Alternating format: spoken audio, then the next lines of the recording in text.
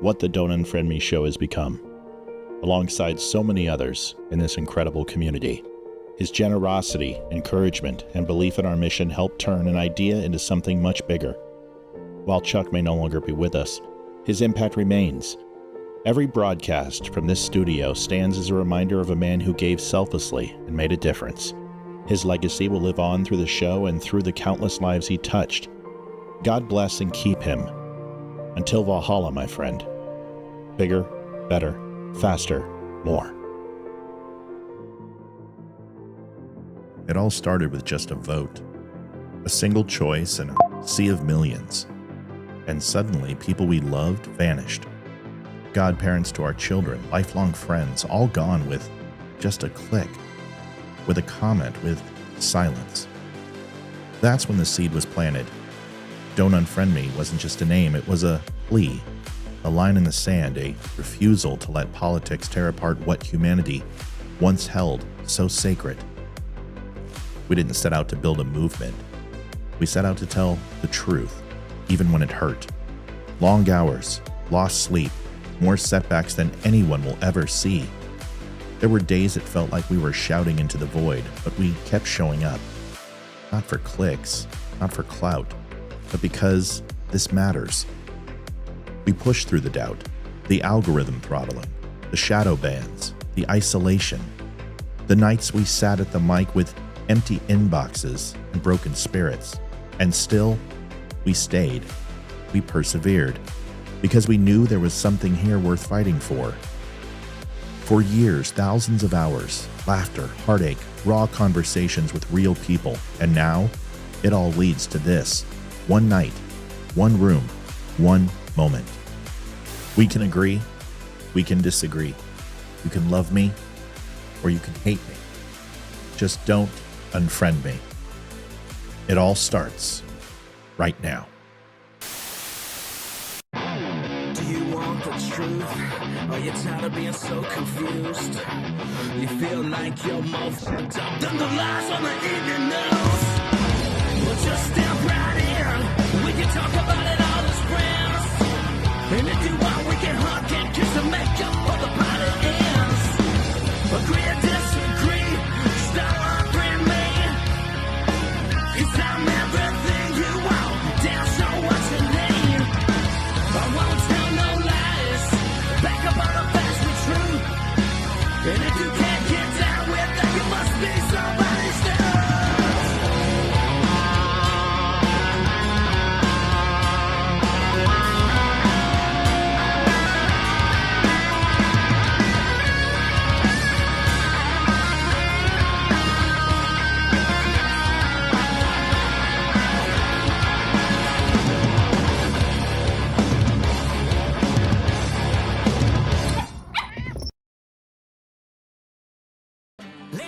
What's up, everybody? It's Ryan Weaver. I am on the Don't Unfriend Me show, otherwise known as The Dumb Show, with host Matt Spear. You guys can find the show at The Dumb Show on social media or thedumbshow.com.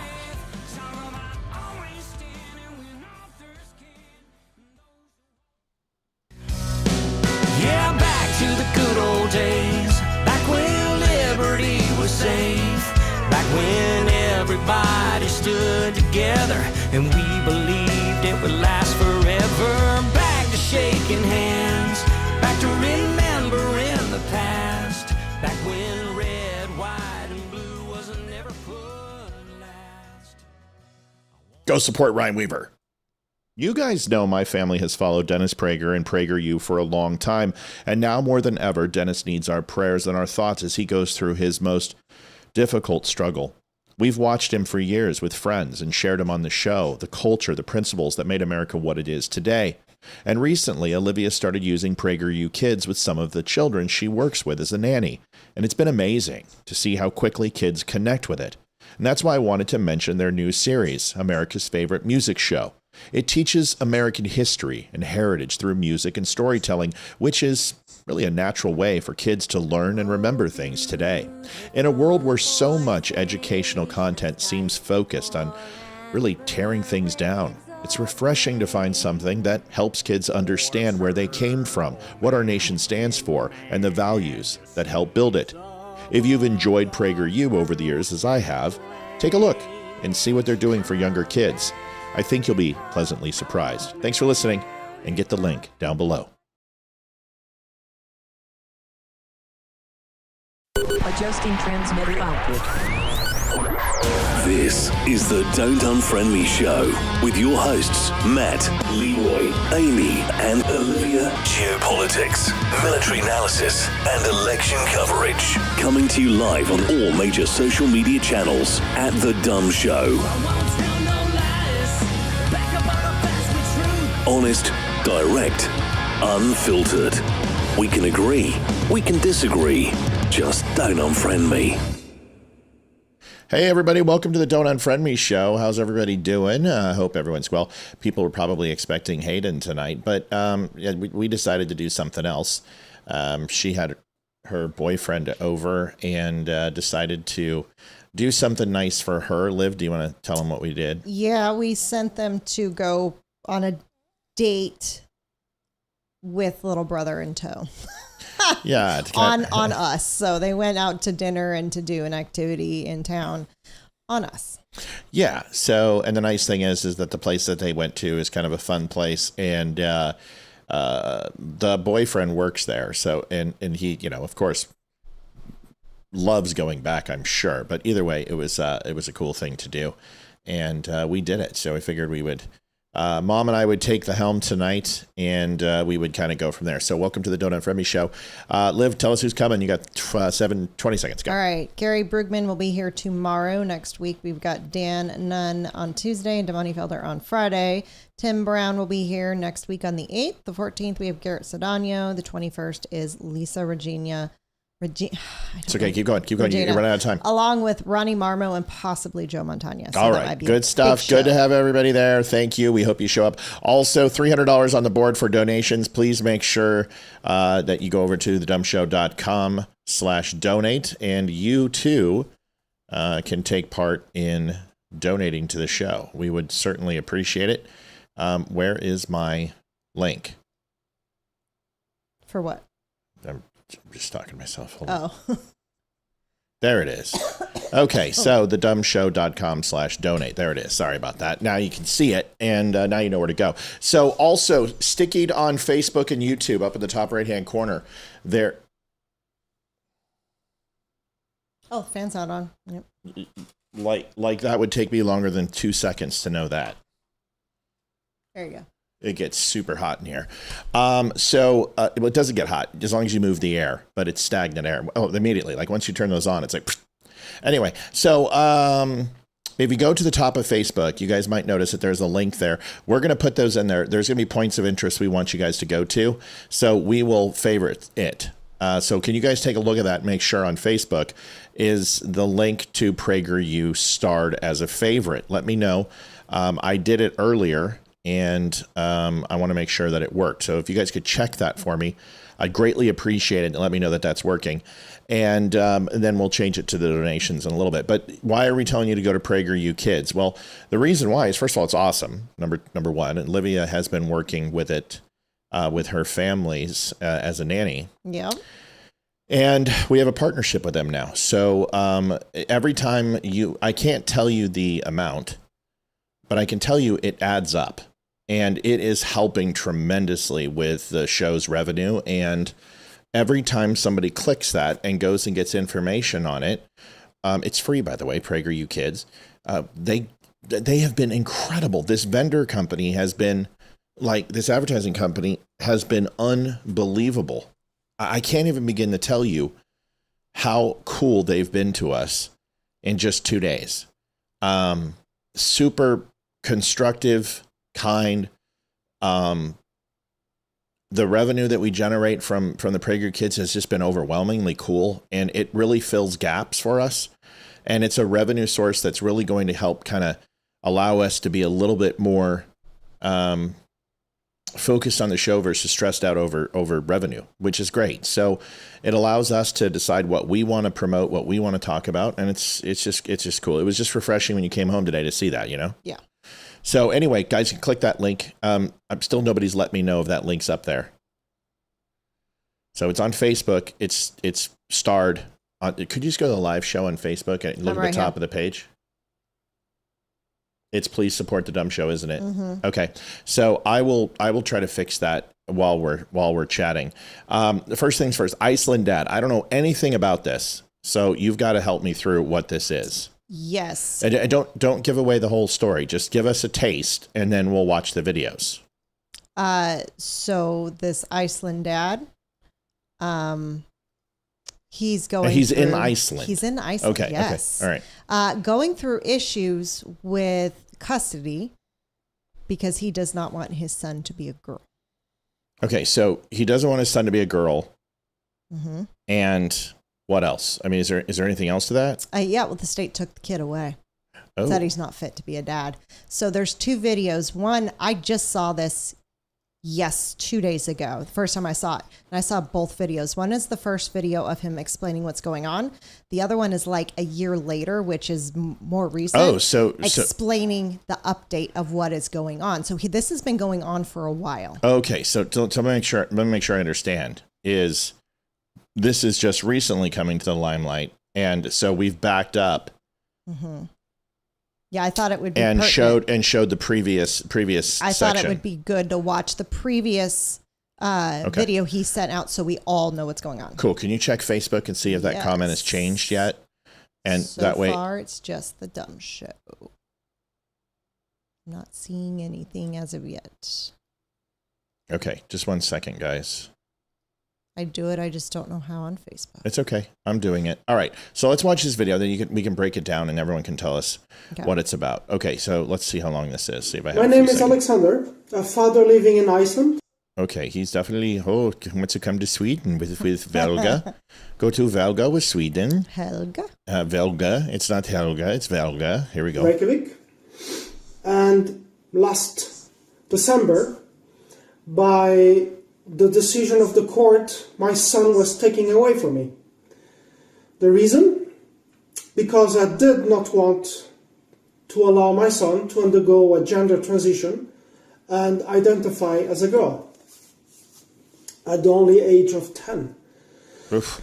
As a father, I do not want to see happen to my child who was already diagnosed on the autism spectrum. I believe that my child should not be exposed to life-altering procedures such as puberty blockers or hormone therapy. These things will alter drastically his body, but also his mind. I have not been able to see my son in months, and my family is absolutely devastated, as you can imagine. Because of this, I'm not able to be the parent that I know I am. Today, I'm fighting to appeal this court decision and win back my child. No parent should go through this. Children deserve to live free from radical gender ideology, which pressure them to make life decisions they don't even understand yet. Thank you for listening to my story, and bless you. Okay, so mother wants to transition. This is weird. This is happening in Iceland. Scandinavian countries and Greenland, Iceland, all kind of they reject this type of stuff. Mm-hmm. So this is surprising. Okay, yeah. So and it's the fact that this kid is autistic. So right. He's so and 10. Yeah. Impressionable, but autistic, which means he is not 100%. I mean, I don't know how far on the spectrum he is. Yeah, I get it. But they're usually not the most sound of mind when it comes to big decisions. There's at least a disconnect that would allow that person to make a cognitive and sound decision in some cases due to the emotional conflict within them, right? Yes. And the shortcomings that they do have, which there are some things that are not, and then there's severe shortcomings that stop them from being of able-bodied mind and soul, I guess, is the way you got to look at it. Yeah, and depending on how far on the spectrum you are, some can't even live normal lives and have to caretakers the whole life. Right. And then there's very high-functioning autism where usually that's when the person has got some skill that's Sure, way sure. up there and Yeah. they can function. I know a few people with autism who are doctors, you know, so. Yeah, well, once again, it depends upon where you're on in the spectrum. So, Mm-hmm. folks, do me a favor. If you haven't had a chance to like the show, it's kind of like the moment you get here. It's like when you check into a hotel room, you put your bag down and you check the sheets, make sure they're clean, and you go and use the toilet. Every time you mark your territory as a human being. I need you to mark your territory on the Don't Unfriend Me show by hitting that like button, that share button, that follow button, that heart button, whatever the damn button is, hit the button. And then if you go to the top of the Facebook page right now, you can see the link and click it. It's right there. It's clickable for you. It's real simple. And that'll take you to PragerU. That's all you have to do is just click the button. You don't have to do anything else. Just click the link. And every time you click the link, the Don't Unfriend Me show might receive somewhere between 2 quarters and something. That's unbelievable. Every time you click it, just click it. That's all you got to do to help the show. You can't donate. You're like, we don't have any money. We don't want to donate. That's fine. Click the link. Like, share, and click the link. Click the link. Help us. That helps us. We should have 1,000 clicks on this thing. I mean, we really should. And so, I mean, we've got 100, which is great, and we're outperforming pretty much every other show out there because we're really pushing it. But we believe in this, and we want you to believe in it too. And the only thing you got to do is click. If you go and read it and join and subscribe, great. It's free. Do it. It's PragerU. It's amazing. If not, just click it and then come right back. All right. We've sold that. So here is Iceland Dad Part 2. And folks, please share because Facebook is throttling us again. We have like 39 people on, which is just the most ridiculous fucking thing I've ever seen in my life. They hate us. They didn't let us book. It took like, 12 times to try to book the show for the last 3 nights? Yep. Help us out. Here it is.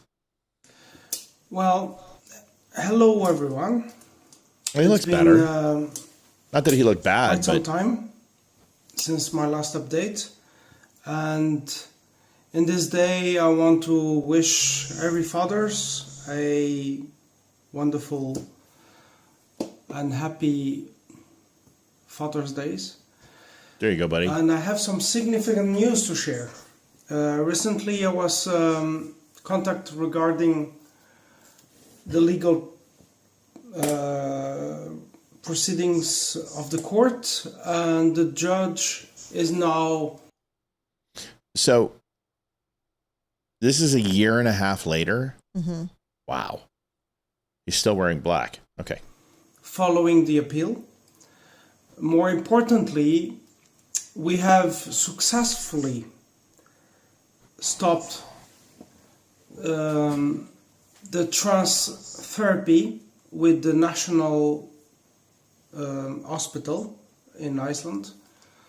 Since the child is now 11 years old, and this situation has been ongoing for quite some time, they have finally, I would say, been granted an evaluation by a psychologist who's specialized in this specific types of cases. This is very good news, and I want to thank you all for following this. And of course, I need more support and help to carry on. This in Iceland is quite expensive, and right now I'm in the process of paying all the parts, lawyer. okay, so he's and at this point he's begging for money, right? Mm-hmm. All right, so like I respect that, and I think there's nothing wrong with that, and I appreciate that. But I'm not going to do an advertisement for somebody who I don't know, and I don't know who he is. But you know, that's great, good for him. I mean, we spent $47,000 to gain custody of Jacob, and we never got a single thing from it. So, Yep. except doubling our child support. So these are the trials and tribulations when you become a parent and you marry without really making a wise decision. And marriage is an institution that should be forever. And once you enter the kids into it, I think that cements it. I think you build the foundation of marriage as the expectation to stay with that person forever. And once you have kids, you stay. I'm sorry. I just don't believe it's good for the family unit. And I think fighting and yelling and screaming, unfortunately, we all grew up with it. We've all had that issue and we all survived. And where these people are like, oh, it's horrible for the kids. You know what it is sometimes, but they're going to have to deal with things in life. And yes, my kids have seen us argue and fight and be downright mean to each other, but they've also seen us love and care for. And it shows that you don't quit. Your thoughts on this? Yeah, you absolutely don't quit when it comes to marriage. I mean, there are situations. I mean, I grew up, my parents split up when I was 12. And honestly, it was better for all of us when they split up and my dad moved out. It was better for everyone in the family on that. But as far as his dad, I mean, the fact that this is something that parents have to go through. Right. In today's day a parent, age. it's single parent because the other parent is the one causing the problem. Yeah. But the fact that this is an issue that parents are having. Well, I mean, even last night on the documentary that the school is socially transitioning kids behind their parents' backs. This is happening. Let me ask you a question. Yeah. Let's just say we were going for custody for Jacob. Mm-hmm. And it was the court date. And every day I called Jacob and I said, Jacob, how's your penis? And Jacob, do you think your breast should be bigger? And Jacob, have you ever thought about being with a man? And Jacob, do you want to have a vagina? And then these conversations were played back in court. What do you think would happen to me? You would be completely never given any other visitation at all. And you would probably be arrested. I would be arrested and I would have charges put against me for sure, for soliciting a minor and a lot of other things. And I would be thrown in prison. That is 100% true. Now, explain to me how a woman has the right to tell a little boy or a little girl about and talk about their vagina and talk about their breasts and talk about their penis and talk about their sexual relationship with other sexes, and do they want to transition and do they want hormone blockers? How is that woman not arrested and in prison and that child immediately removed and given to the father? Exactly. I don't. Yes, you do. You know the answer. You absolutely know the answer. Because no, mothers just there's one reason the court sides with the mother. That's it. Men have no rights when it comes to children. None whatsoever. We're the sperm donor and we're punished into obscurity, but the rights we never receive. No. We never receive the rights. And there's always terms and conditions to our rights, and they can be pulled away from us if we're late on a payment. Hardships don't matter. The state doesn't care. So the only reason why that this man is going through this is because the same ideology in the United States is all over the world, where men are just sperm donors and not important to the upbringing of a child. And if you believe that's true, I would simply tell you to look at the African American community in the inner city to know that that's complete bullshit. You know what I mean? Yeah. I'm a little bitter about it. Yeah.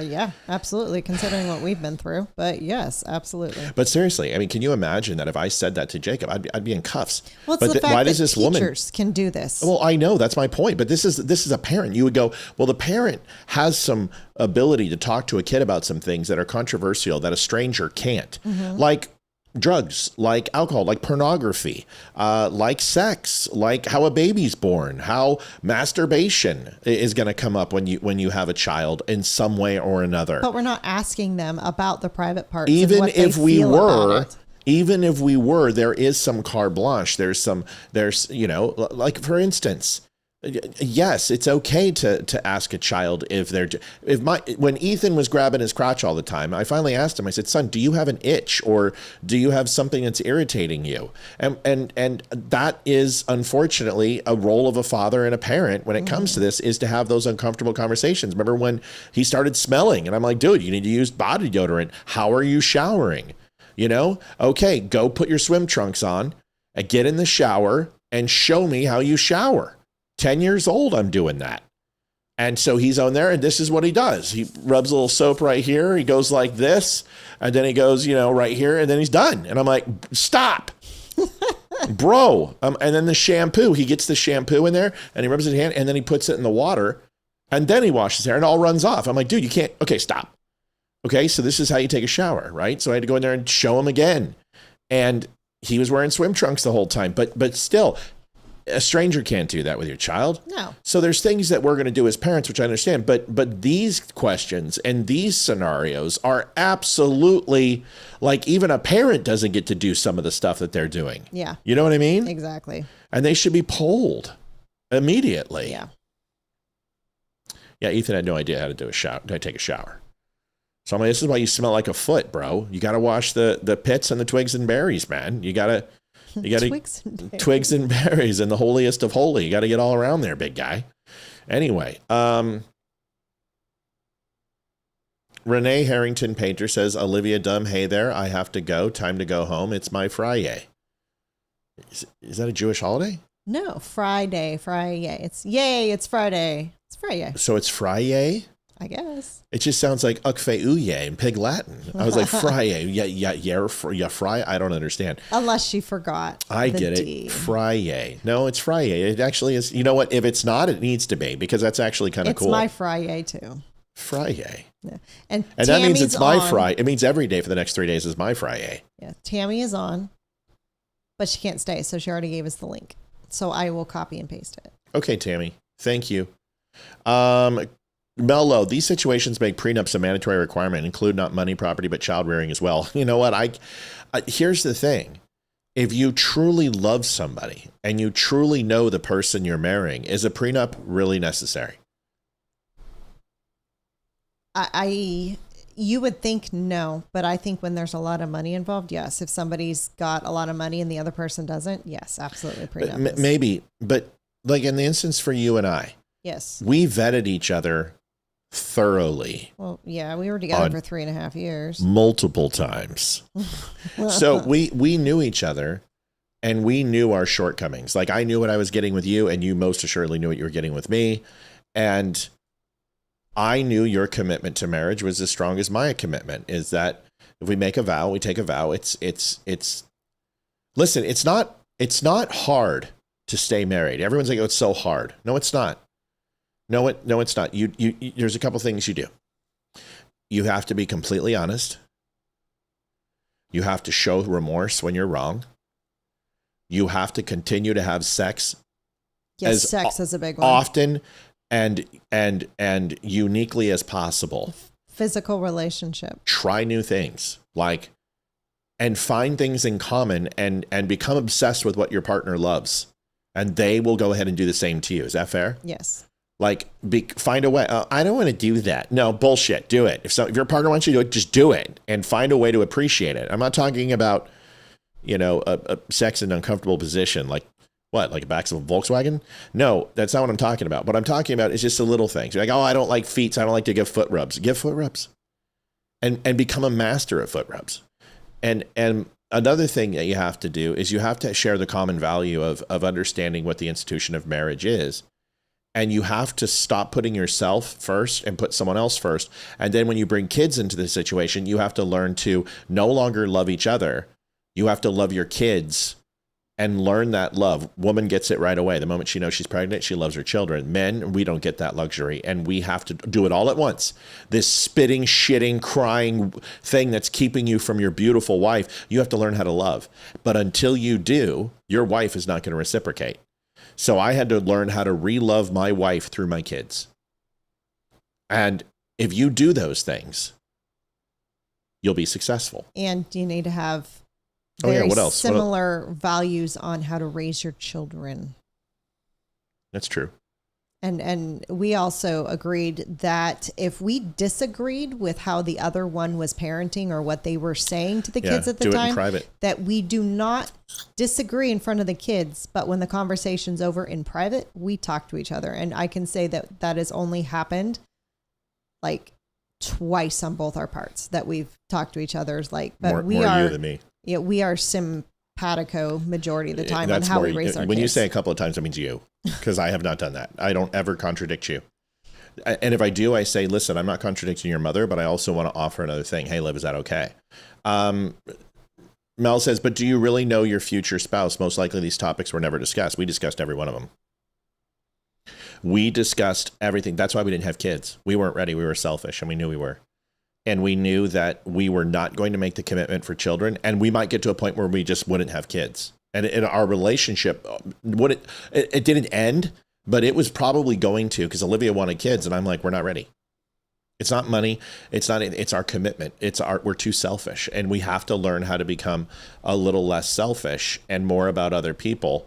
And the only way we can demonstrate that we've done that successfully is make you the most important thing in my life, and I have to be the most important in yours. And we finally felt we achieved that somewhere in Arizona. Mm-hmm. We felt we achieved that, and we're like, I never want to be with anyone else. And it's amazing when you do that and you go, now, it's not like we haven't been tempted. It's not like the people haven't come into our lives that have tried to influence us in a certain way or talk to us in a certain way, or we're like dead or anything. We see somebody who's attractive and not go, wow, that person's really good looking. We have all those temptations, but we have the same temptations with drugs and ice cream and everything else. Is you don't do it. You don't touch it. And if you do it in moderation. And not to a way that's going to get you in a divorce. If you find someone you want to talk to who happens to be attractive, have a conversation, be friends with them, but you don't bring them home to your wife and say, hey, honey, guess what? We have a new playmate. You've got to have some discretion in your interactions and always think about the other person. I'm not saying we're perfect. Our marriage actually has been rough in a lot of spots. But the one thing that's always been true is we stay together. Mm-hmm. And why?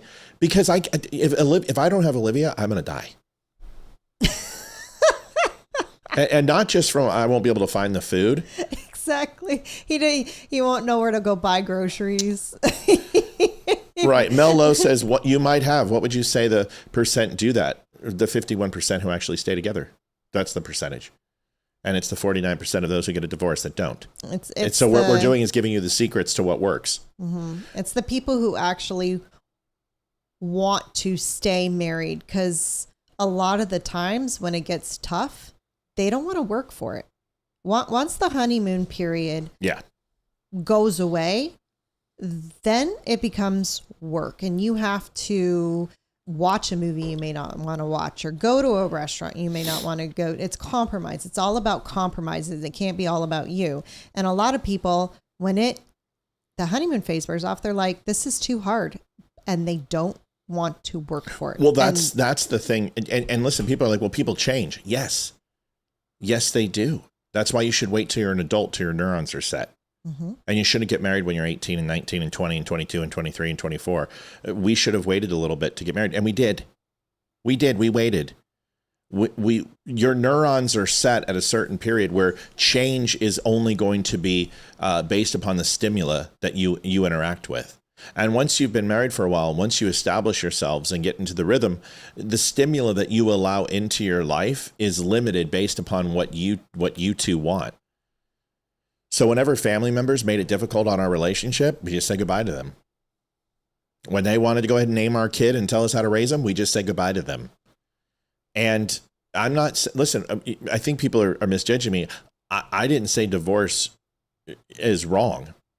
There are definitely certain situations that a divorce definitely needs to happen. Infidelity, a lot of situations, divorce needs to happen. Infidelity, don't get me wrong. Abuse. You fall out of love with somebody. You shouldn't stay together if you fall out of love. Uh-uh. My point is that maybe you should have not made those decisions to have kids, to get married, to throw into it so quickly without really making sure that this is the person who you absolutely love. Listen, love is not for everybody. It's just like not everyone gets a trophy, or everyone's going to be able to be an Olympic athlete. Not everyone's going to be capable of loving another person more than they love themselves. There's a lot of people out there like that. You should know that before you get into the institution of marriage, is all I'm saying. It should be a very, having kids, where you go to college, where you live, what job you take, what religion. These are decisions not to be taken lightly. These are life-changing decisions that will not only impact you, but everyone around you. You should take some time to consider them before going into them. So I'm not saying anyone is wrong for being divorced. In fact, I 100% think that it's a necessity at times. My point is, if you reflect on the words that we're saying, what was missing in your relationship that we mentioned? Because I guarantee it was one of those things. It has to be. The other thing is, it's got to be a decision between you and your partner. No one else. It's your decision to get married. And when you bring other family members and friends involved, that's when there's an issue. Yeah. Because part of your marriage is a decision by somebody else that's not included in the marriage. Marriage is a man and a wife, or today's date, a woman and a woman, and a man and a man. Yeah. Whatever makes you happy. But it's your marriage. It's not your marriage and your mom, marriage and your dad, or your marriage and your sister. Yeah. And that's the thing, is no matter how much you love your parents and how much parents love their kids, and parents want everything that's best for their kids. Right.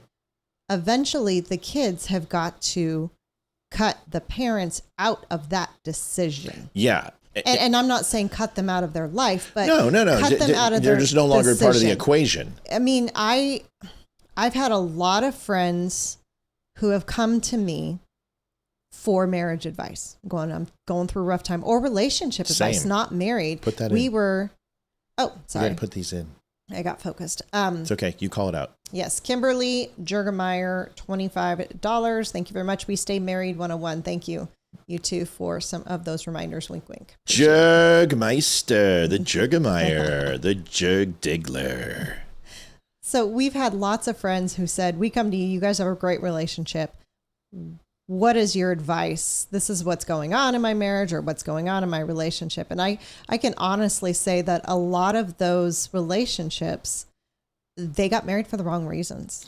I mean, the first thing I always say is close your eyes. I want you to picture yourself when you are 85 years old, sitting on a deck, watching your grandkids playing in the yard. We know with she's your going to be family. sitting on my big brown dick.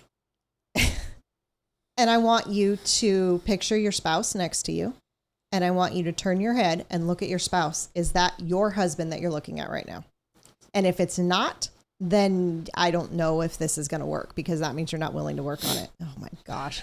That's the one piece of advice I always gave everyone. That's a good one. And hold on, I want to address Mel, because I love you guys. There's only so much a person can endure trying over 20 years to keep the pieces together, because unrealistic after a while. Yeah. Right. But Mel, I don't think we're communicating.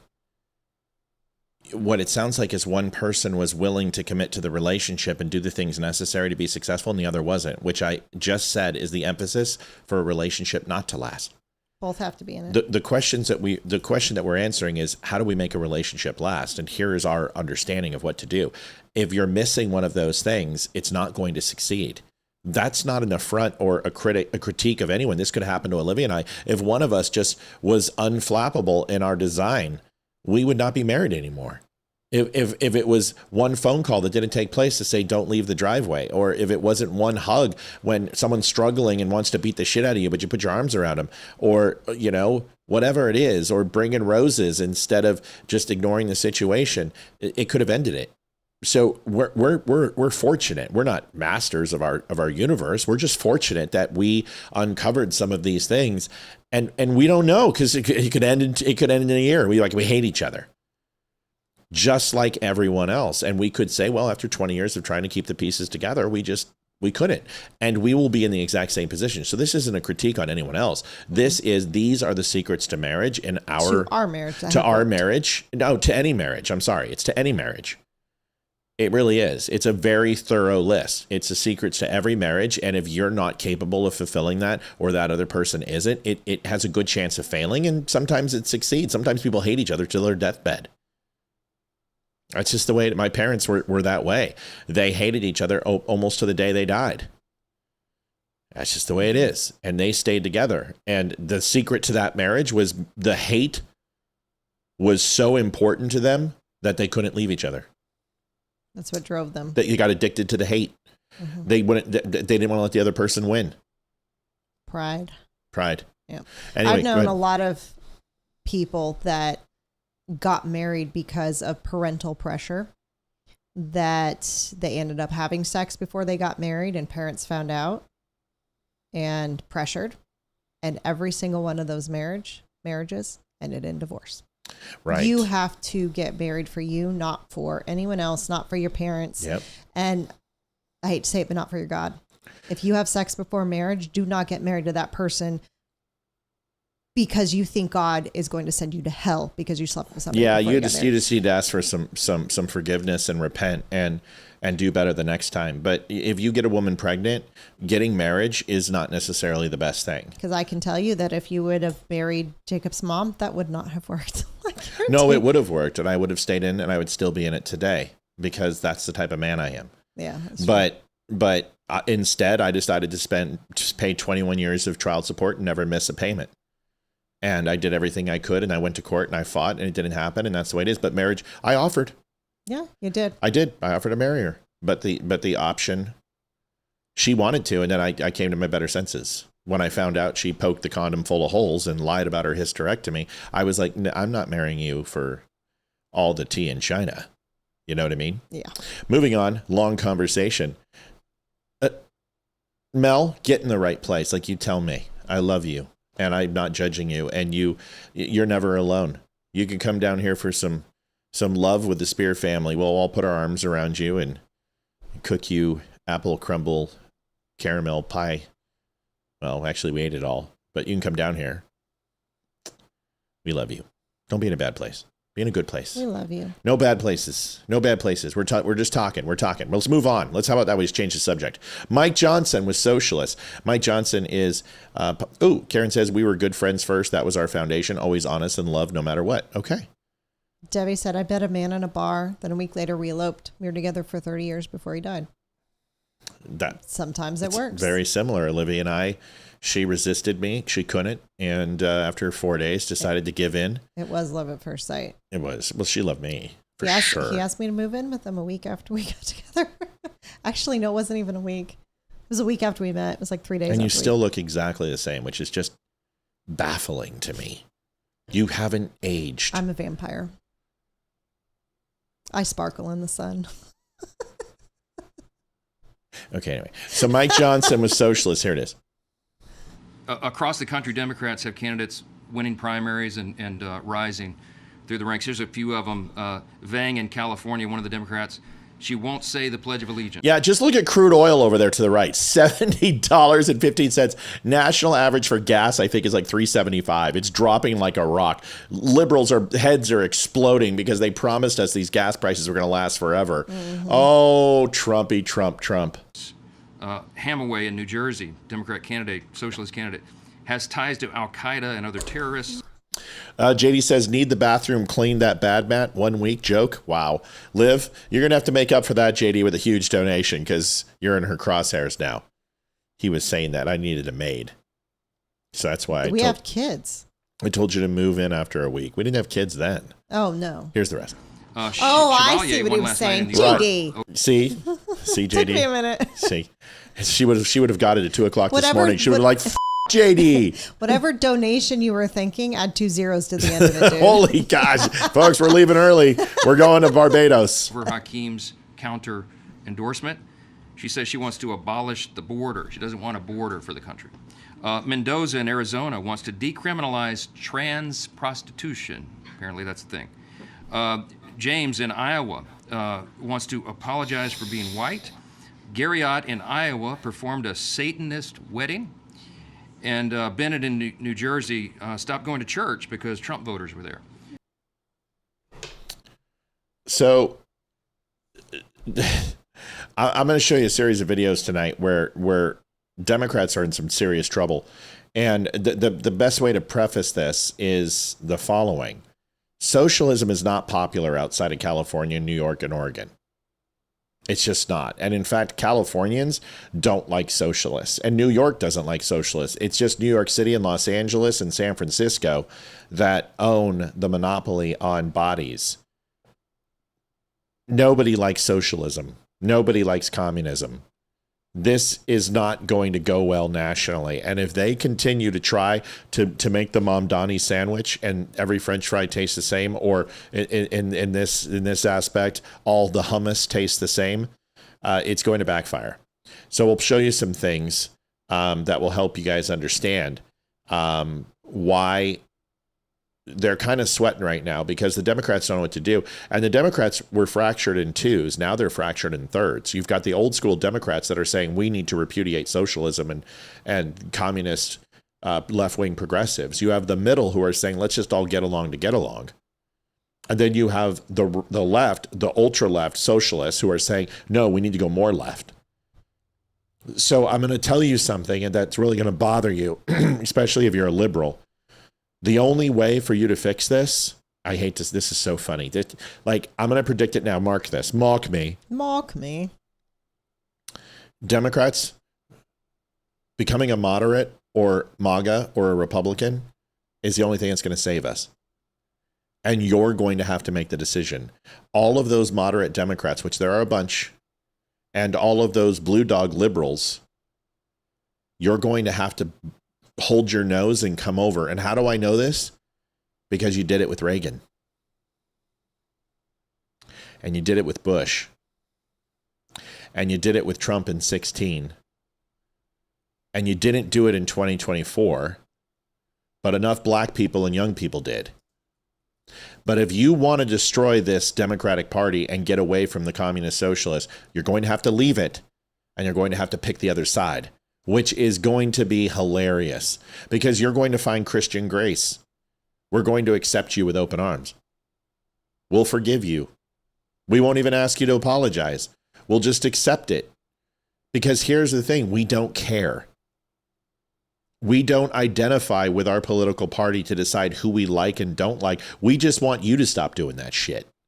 We want you to stop calling us Nazis and racists and xenophobes and homophobes and transphobes, making fun of our God, making fun of our gun, making fun of our jobs, making fun of our families, making fun of our education level, looking down upon us because we work with our hands and we don't punch a calculator or drive a frickin' Tesla.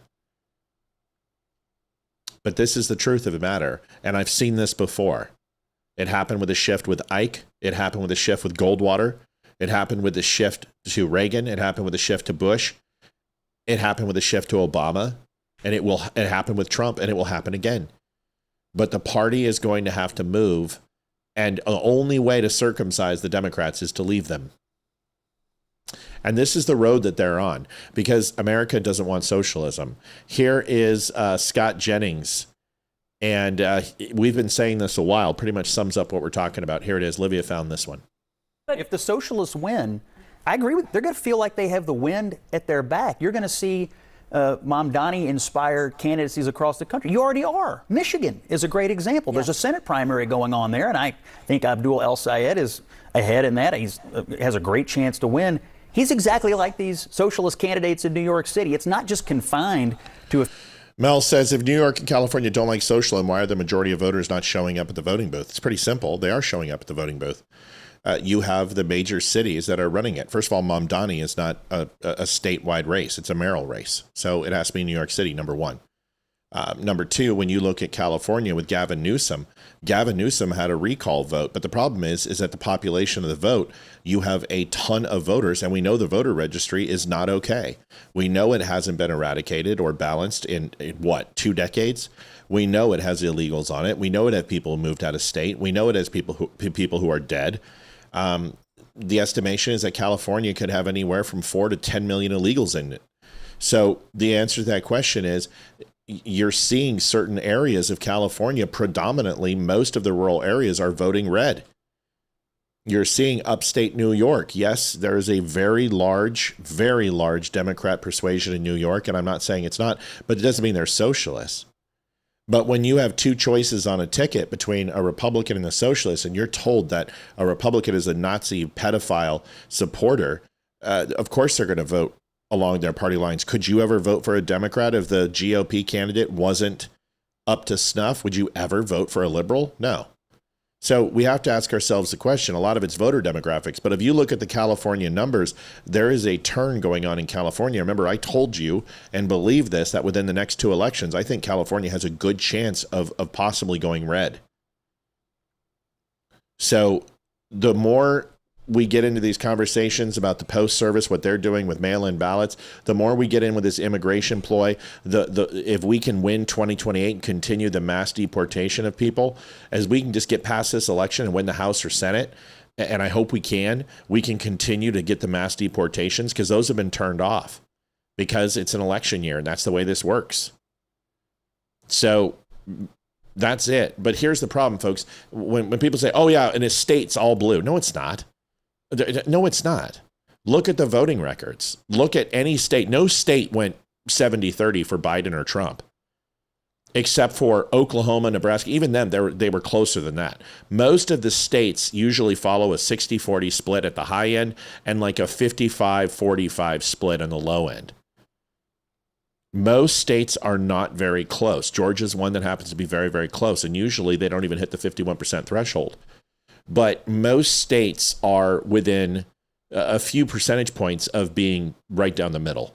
And if it wasn't for a third-party candidate, then it would probably be more balanced, because a third-party candidate polls 3, 4, 7% from both major party electorates. That's my point. Okay. All right. Here's Jennings' rest of his comments. Sorry. Few districts here. It is spreading already, and if they win, you're going to see this inspiration for these kinds of candidacies across the country. The implications for the Democratic Party out there for 2028 are vast. So once again, the message that we're hearing everywhere along the media is Democrats are moving to communism, and Democrats are saying this too. You've got people like Carville. You got people, Morning Joe, who are saying these things. You've got other major hosts and podcasters saying this party's moving towards communism. It's not a one-off. This is actually a fairly big trend that's going on, and there's plenty of videos to show you that. You want to put that in real quick? Mm-hmm. JD still, jeez. You were going to give us $1, huh? That's what I was going to say. I said add 2 zeros to what you were. So we're only worth $1, JD? That's what I'm saying. I thought it was 2 zeros after. Next time, can you let Olivia get the joke at 2 a.m.? It will be cheaper. It's so great. Oh, I love you, JD. Oh, JD, you're so fantastic. I love you guys. Very, very nice of you. Thank you for the huge donation. She reminds me of Olivia Newton-John, but it might just be my poor vision. Yeah, a little bit. Like if Olivia Newton-John, what's her name? Gretchen. I can't remember. You're talking about me? No. Oh, the lady that was just on the picture. Her name is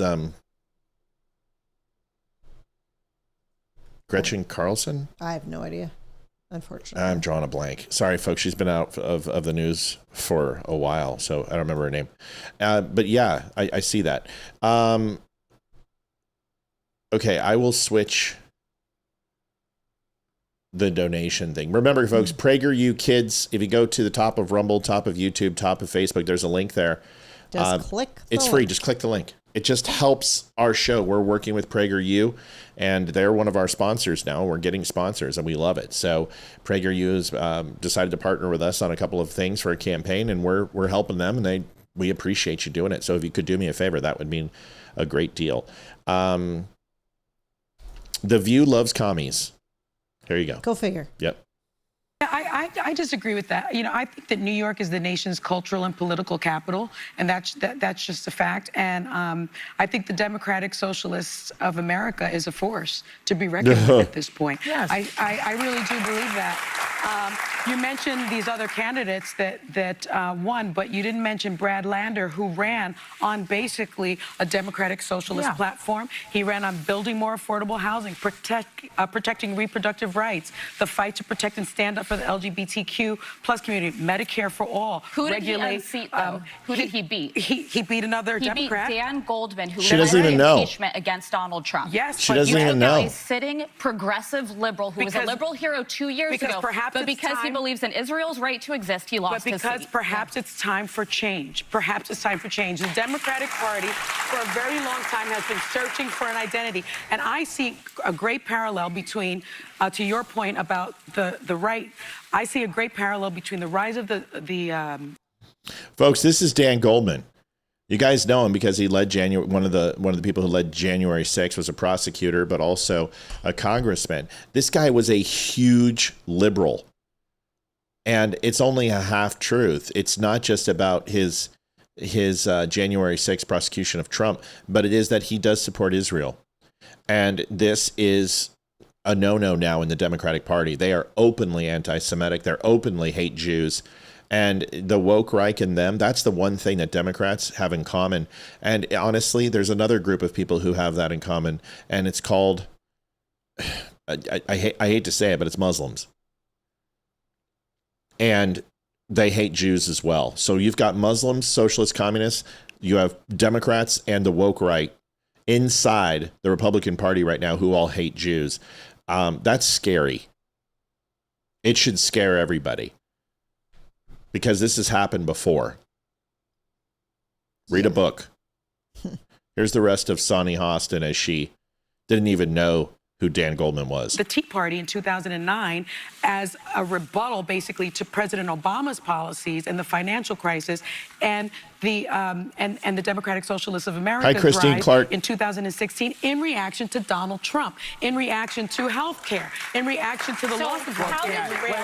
One thing I would say is I just read a fascinating article. So you're hearing it. But then here's the situation, the socialism question. You found this, is that right? I was going to say, the girl on the right, doesn't she look a lot like Hayden's third grade teacher? If she does, then I want to go back to third grade. Don't you remember Miss McKinney? Is it the crazy one? No, she was Hayden's third grade teacher. Oh, yeah. Who was the sweetest thing she in the was entire adorable. world. She was I amazing. loved Yeah, her. she was awesome. Yeah. Sarah Richard, hola. Good to see you. Which I'm still friends with her on Facebook, and she's about to have a baby. She got married. I didn't do it. I wasn't there. I know. Socialism question. A reporter is asked. Olivia, you found this. Tell us what's going on here.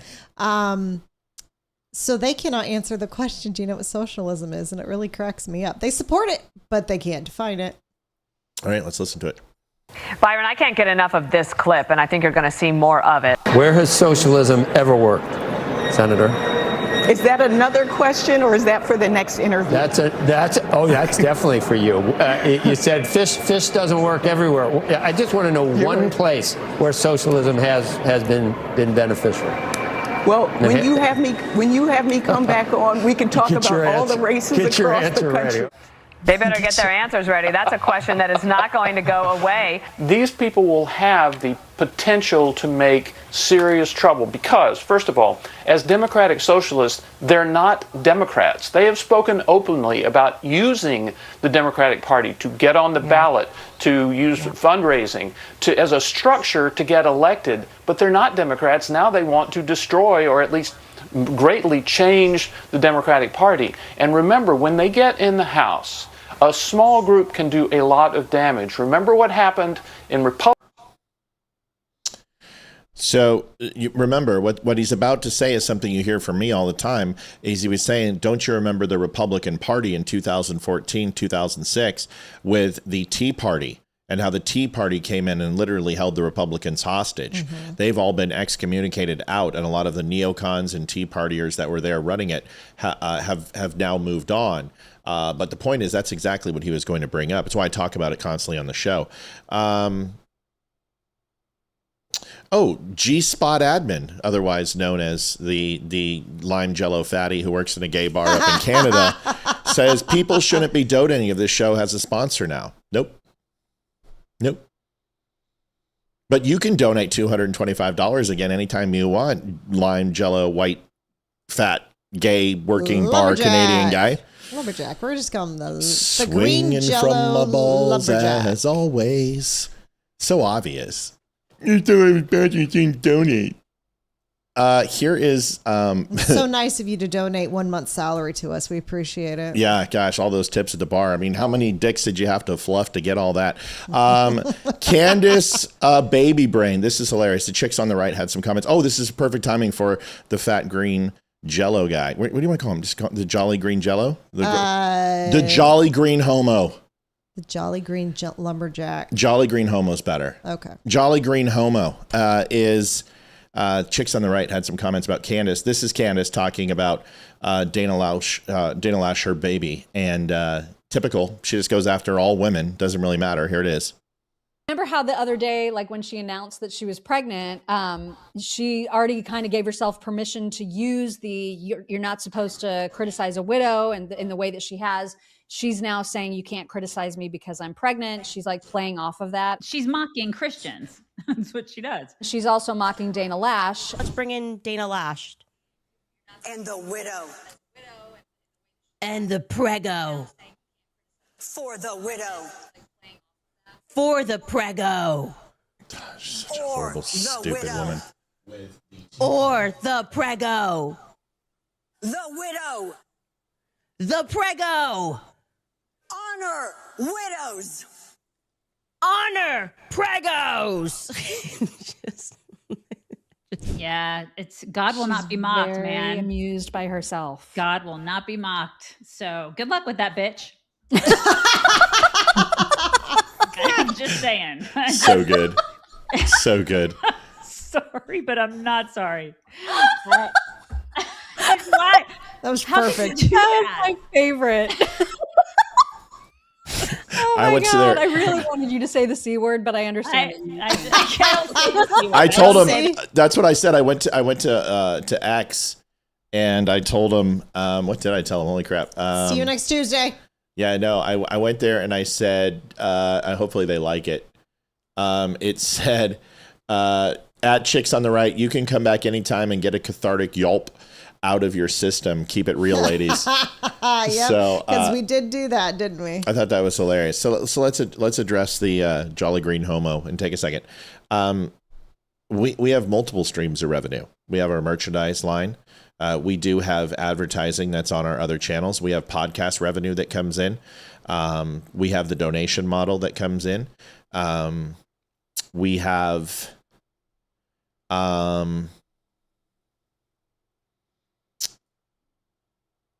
we do, well, I'm trying to think of all of them. Instagram, we make nothing. YouTube, we make ad revenue off of it, although small, but it's a few $100s a month. The podcast makes some decent money. It's okay. It's under $1,000 a month.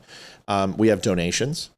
And then when we say we have a sponsor, we're not talking a contract. We're not talking tens of thousands of dollars. We're talking something that has the potential to give us $20 on clicks or $50 on clicks.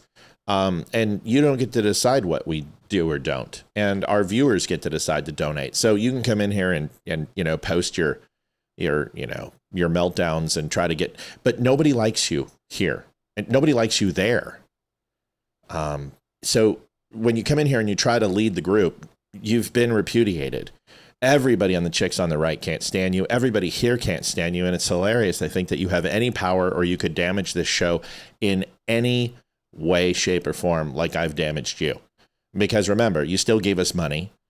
You still watch our show every night for 2 hours. You're in hour 1. The other night you were in hour 1 and 42, and you laughed and said, I don't watch it for 2 hours. We know you do. Everybody knows you do. You create counts months in advance because you know that I have restrictions on who can post and who can't, who just followed this show. And it's hilarious. It is.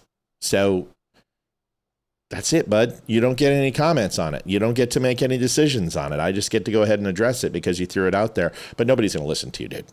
Okay, cool. I love the Chicks on the Rights. I adore them. And Candace is a complete douche plow. See you next Tuesday. Here is one of my favorite things. Do you remember Delora? She's a House of Representatives, and she has the purple hair. The one who is like with 95? the glasses. Yeah, the one who looks like, I made you a suit that's impenetrable. Yes. From Incredibles. Yes. It was pretty good. It's kind of a mix of her from Incredibles and there's an SNL character that Will Ferrell plays who's got the big old glasses. Oh, well, he looks like Harvey Keitel. Yeah. Not Harvey Keitel.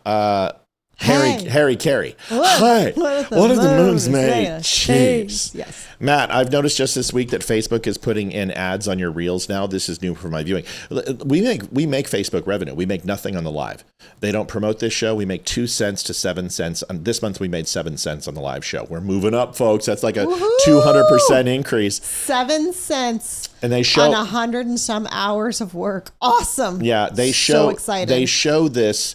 They put ads on this thing, but they don't pay us for the ads. So we're demonetized there. That we have no stars capability on live. We do make small ad revenue on memes and posts and things like that. So you will see that. But in the end, anything that goes super viral, we don't see that money. They just don't care about us. They'll take it. They'll put a restriction on it or anything that does super well, they'll hit. Yeah, we'll get the most recent one we had. It had like 2.5 million views, and we got a copyright strike on it. So we appealed it because it's not an actual song, and we won.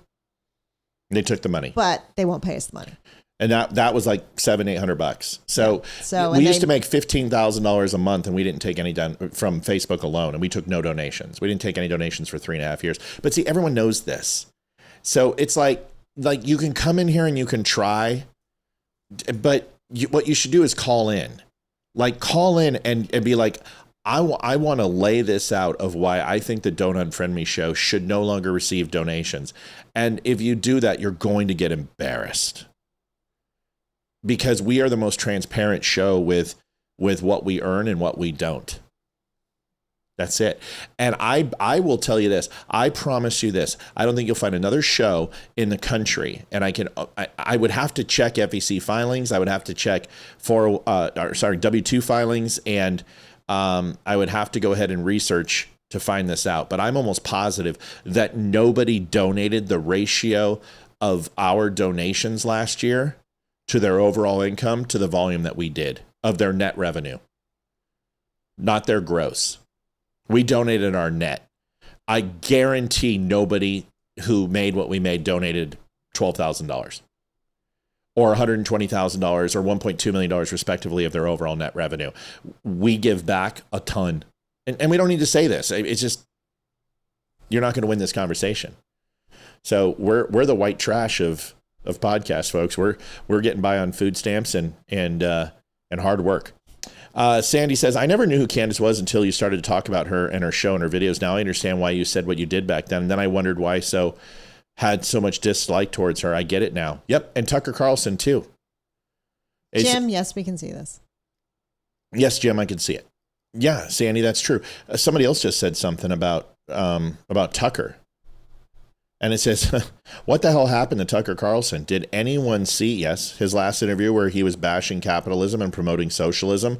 What the hell happened to that guy? Nothing. This is who he's always been. I tried to warn you guys. It's the demon inside of him that attacked him in his sleep one night. Yeah. By demon, it means his boyfriend or his wife's boyfriend. I tried to tell you guys, Tucker Carlson is a shill. You guys understand there's entertainers. There are creators, there are people who have an opinion and want to share it with you and want to have dialogue and discourse. I think we're in that category. I think there are plenty of creators. I think Chicks on the Right do a great job. I think Damani does a great job doing that. I think Lisa Regina and her new podcast do a great job doing that. I think Ryan Samuels does a great job. I think Dan Nunn does these people are just trying to share with you their opinions and put out a show. But then there is a very large elite class in the podcast circuit, which is they're literally getting paid for that. Now, I've been transparent. The PragerU thing, I could just sit here and say, guys, we found this new PragerU thing. Oh my God, go click the link. Instead, we're like, listen, this is something that we're partnering with PragerU. We're being transparent with you. We're getting paid for this to recommend this, but it's also something we use in our home. Most people don't do that, and you don't hear that. And that's wrong. You should know when you're listening to somebody why they are saying the things they're saying.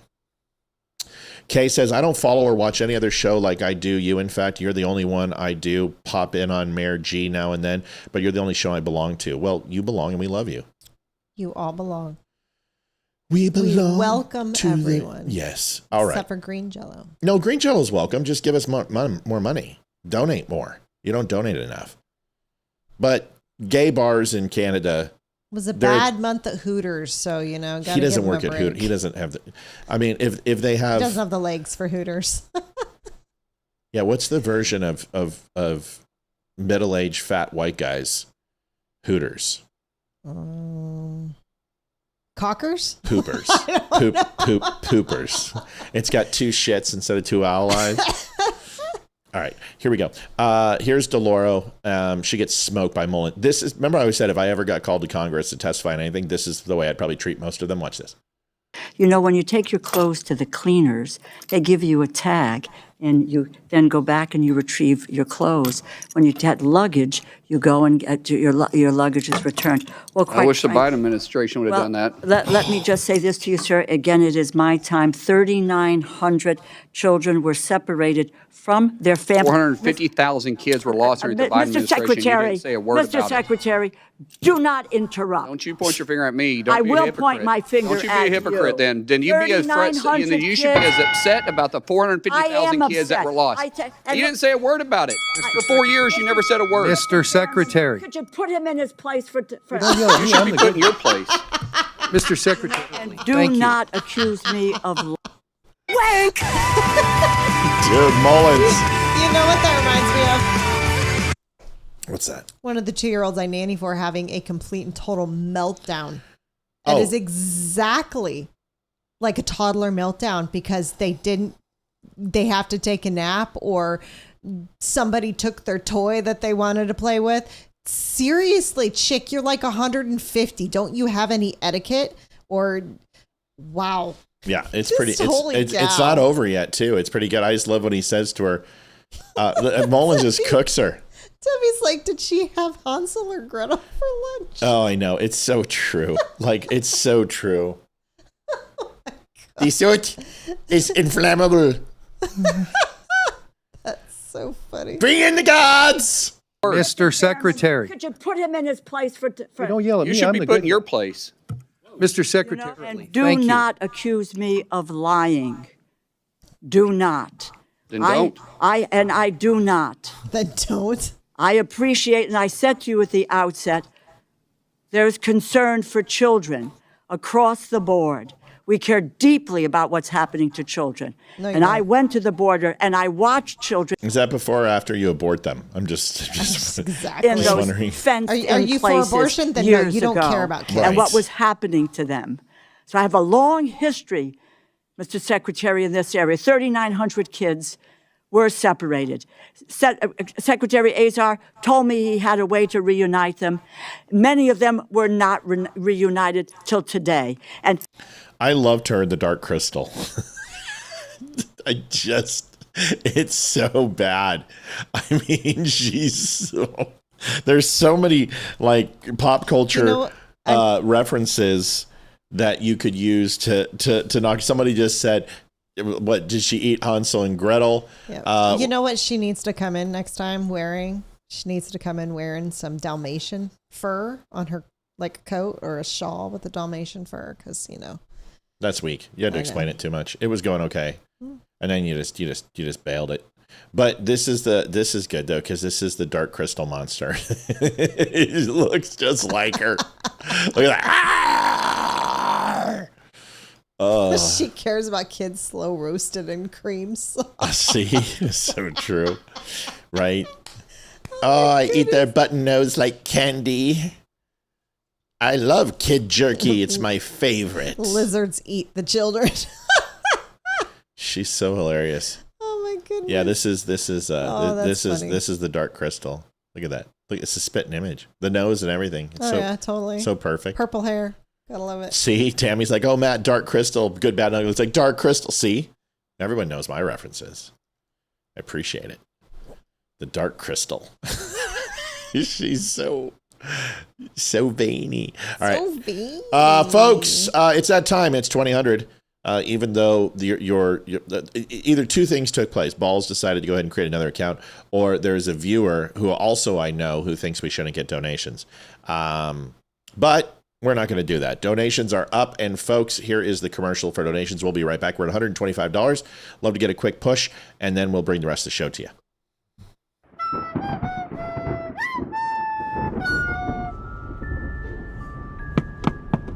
What the hell is that? It's a boy on a broom? Well, don't open the window. Bloody hell! Muggles, I'm sorry for using magic outside of Hogwarts, but I'm in dire need. Have any of you Muggles seen my golden ball? Did you just say he's looking for his gold balls? I think he said golden ball. Right you are. You two are very bright witches. You really are the brightest witch of your age. Did he just call us bitch? It's a Harry Potter movie. You have to keep it PG-13. You know my name? I am Harry Potter. That means you know where it is. No, we haven't seen it. Well, you can buy a new one at the Dumb Show. You get 10% off for using code DUMB10. Bloody brilliant! 10 points to Gryffindor.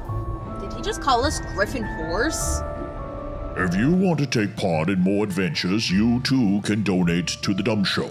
You can go to thedumbshow.com/donate. We take PayPal, Venmo, credit card, and you can even send us an owl at P.O. Box 2, Round Hill, Virginia 20142. Please make sure to leave your name and a message, and we will share it on the next show. Live weekdays at 7 p.m. Eastern Standard Time. And remember, them Dumbledore sent you too. Okay, seriously? What's a fumble sore?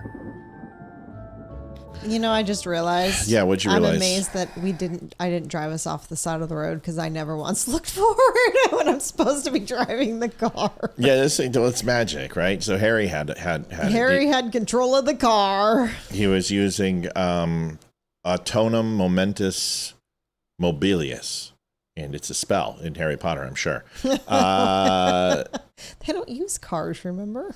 They just fly around on their brooms. They have magic cars. That's true. They do if you're the Weasleys. Yeah. Just saying. Postmaster General for the win. This is actually really good. So if you guys don't understand this, here's Donald Trump's genius. You ready? Iran, he puts trade embargoes on Iran. He seizes their funds. He puts sanctions against them, right? Yep. Thank you, Liv. Yep. Help out here.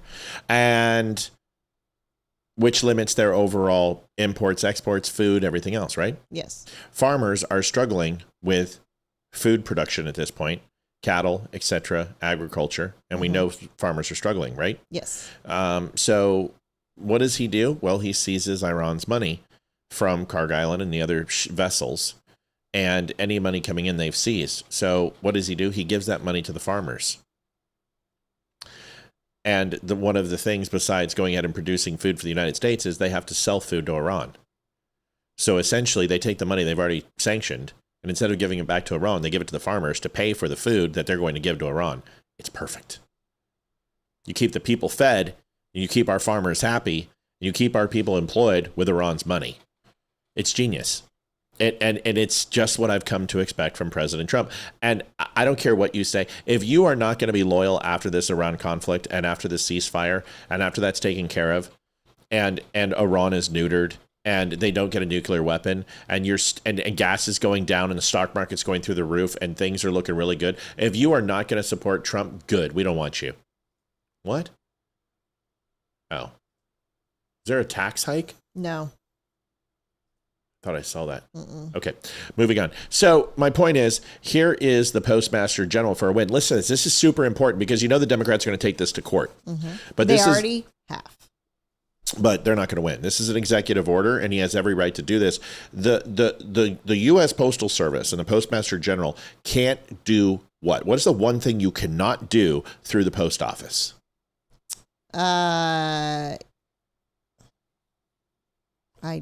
It's really simple. You can't break a blank and a blank crime. You can't break a state or a federal crime through the post office, which means you can't sell guns to California or ship guns to California if your state, like Arizona, has limited gun restrictions. You have to follow the state and the terminal end of that shipment. You can't send methamphetamines through the mail. Yeah. You can't go ahead and bill an associate fraudulent numbers for work you did not do, because then that's mail fraud. Mail fraud, correct. Yes. So therefore, if you can't do that, what do we have to do? JD says, sell my body. No, you can sell your body through there. You just have to do photographs or tapes or whatever. But here's the point.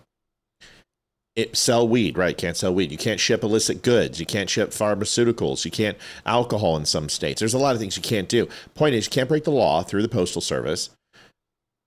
So if that's the case, and you can't do that, that means the Postmaster General and postal employees can't do that. Can't do it either. So you can't force them to commit mail fraud. And if they send out ballots to people who are maybe dead, maybe no longer in the city, or illegal, you're asking the Postal Service to commit mail fraud, which they cannot do.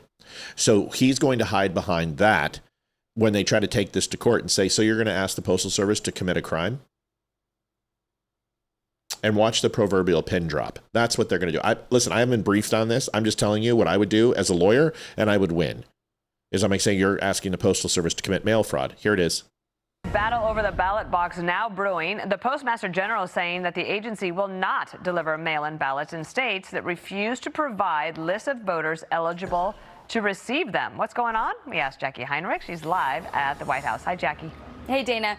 The Postmaster General's refusal to deliver mail-in ballots to any state that won't say who's eligible to get them follows an executive order the president signed back in March, creating this proposed rule. And that order is facing multiple court challenges. Just yesterday, a federal judge in Boston blocked the administration from implementing most of this order, which also deals with other provisions like proof of citizenship and deadlines.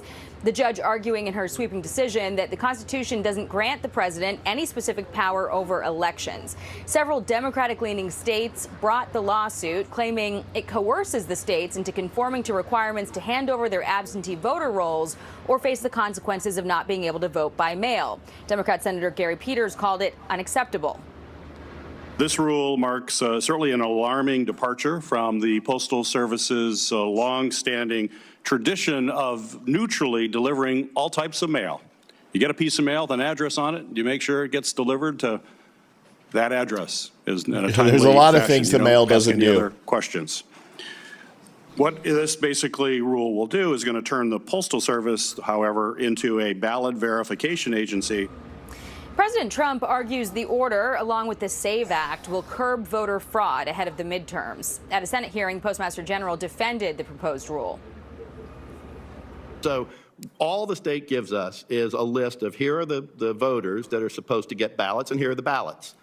We then compare the two, make sure that the ballots that are supposed to be sent get sent. I would think that states would want the information to ensure that the ballots that they think are sending out are the ballots that are actually being sent out. Right. The government is expected to quickly appeal this ruling and block the judge's order from taking effect while all this litigation continues, Dana. All right. Good luck, because here's the thing. Let me ask you about your Social Security check. Do they verify Social Security checks? Liv? I don't know. I don't know how it works. I would assume they would. Come on, Liv. Yes, I would assume yes, of course they do. Of course they do. They don't just want to. How come you don't get a Social Security check, Liv? Because I'm not retired. Okay, so therefore they check the list. Yes. Right. Okay. Otherwise we'd be getting them. Nope. Yes. Not everyone gets one. Mm-hmm. You are selected based upon your qualifications through the Social Security program. That's Yes. it. Based upon age, based upon your time in this country, everything else, and your contributions to Social Security. Yes. That's okay. So not everyone gets it. So are they now the Department of Treasury? That's a good point. No, they're not. What about VA checks? What about disability checks? What about college reimbursement? Are they now a part of the Department of Education? Nope. What about subsidies on land taxes? What about escrow accounts that are from a federal level? Are they now a part of Zoning and Lands Commission? No.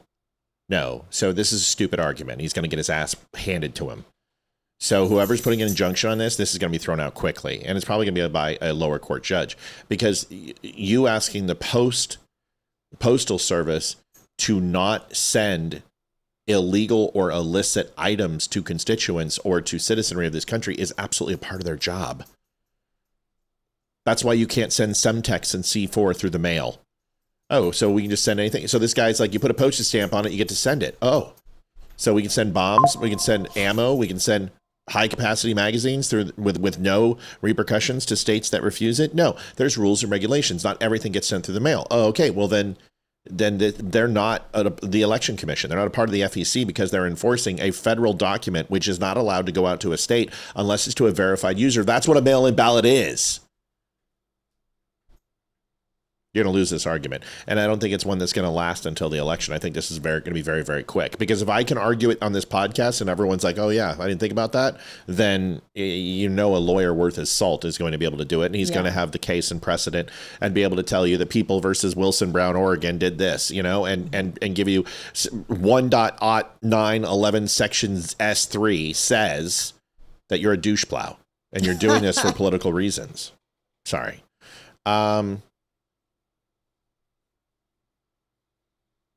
Whoops. A major Democrat on a podcast, a Democrat influencer, is kind of like, hey, can we get a refund on the socialism in our party? Here it is. Folks, we're at $125. We are a donation-based show, always will be. The presumption of whoever made that post decided to say that nobody should donate anymore. And it's funny, donations dried up. So let's hope that didn't happen, because that would be a shame, considering that the program with PragerU, let's find out. Let's find out how much we've made on our link to PragerU. Shall we? You want to share that with the dumb nation? Sure. $42. That should pay all the that's costs. totally going to keep us afloat. Folks, we're good. We're going to go. See you guys. Thanks. We're good for the month. See ya. Have a great night.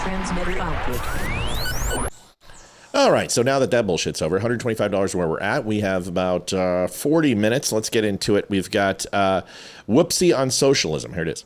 It's just socialist, and they tacked on something to make it feel better. Just read Communist Light. That's what it is, okay? It's just, it's the defund the police, abolish ICE crowd. It's anathema to the Democratic Party, but it's a cancer in the party. And it's taking over. Ooh. And I used to think that there's no way that Democrats are communists. Like, you know, when my Fox News friends used to warn me about it, I was like, no, don't be crazy. But literally they are. Anathema. Can I tell you how many times a year I look up a word? No. Liv, can you tell them? Rarely. Can you tell them how often I look up a word? A couple times a year? Maybe. Just a handful. I don't think I've looked up a word in probably 10 years. I don't even know the last time I've looked up a word. But this is how you, when you don't know a word, look it up and learn it. So anathema. I'll probably start using it. A thing or idea that is intensely disliked or rejected.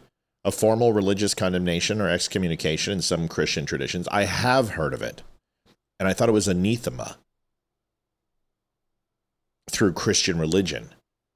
So anathema and anathema, because it's from the Greek. So the A is supposed to have an E sound. I think she's saying it wrong.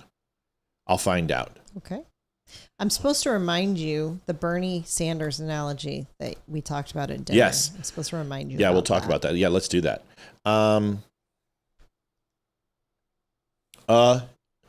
Anathema. Anathema? Anathema. In theology, a formal curse or condemnation. Anathema. But see, it's Greek. Do you see how I said it was Greek? And I knew it was Greek etymology? Yeah. And that's because of the A-N-T-H-E. It's anathema. We may say anathema, but it's anathema in Greek. Sorry. I'm gonna stick to my thing. What an idiot. Well, no, she's not an idiot. She used the word anathema, which anathema, your potato, my potato. So good for her. She's not an idiot. But you're coming to the realization that the Democratic Party is being taken over by socialists, and we've been trying to tell you this for frickin' 20 years. It's not like this is the first time you guys have heard this. It's a creeper. It just popped up out of nowhere. We had no idea this was happening. So let's talk about this, right? Let's do this example, okay? Let's everyone participate. I want everyone to participate, okay? Has everyone got their participation hats on? We got a whole bunch of people on Rumble. We got a whole bunch of people everywhere else. Are you ready? Yes. Okay, great.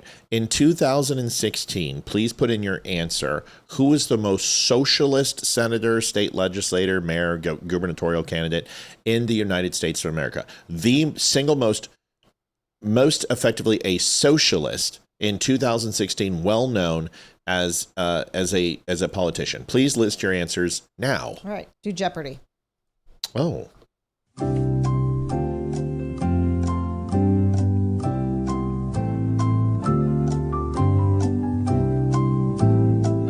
so glad we don't get a strike on this song. I actually really like this song. It's very. It'd be better hard rock. We should have Still Point make us a heavy version of Jeopardy. All right, Still Point, if you're on the house, not only do we need our birthday song, but we need where a is the heavy birthday metal song? Seriously. Jeopardy song. Before Bernie we Sanders, answer, 100% is the answer. Everyone put Bernie. That is absolutely correct. There is no other answer. In 2016, the most well-known socialist in America was Bernie Sanders. Mel Lowe donated $103.48. We love you, Mel. Love you. Kisses. You're the best. Nope, not as Nancy Pelosi. It is Bernie Sanders. So guys, remember, Bernie Sanders, he's a socialist. He's going to bankrupt. Green New Deal. He's horrible for America. He visited Russia 36 times. The guy's a horrible piece of crap. We all knew this. He was the most scary thing in the world in 2016. Everybody was terrified of Bernie. Everyone agrees, right? Yes. Okay, great. Now, let's go ahead and zip to 2026. Who are the most ardent socialists, progressive, extremists, anti-Americans in Washington, D.C. or politicians? Go ahead and list a couple names. I'll wait for you. Here's the music.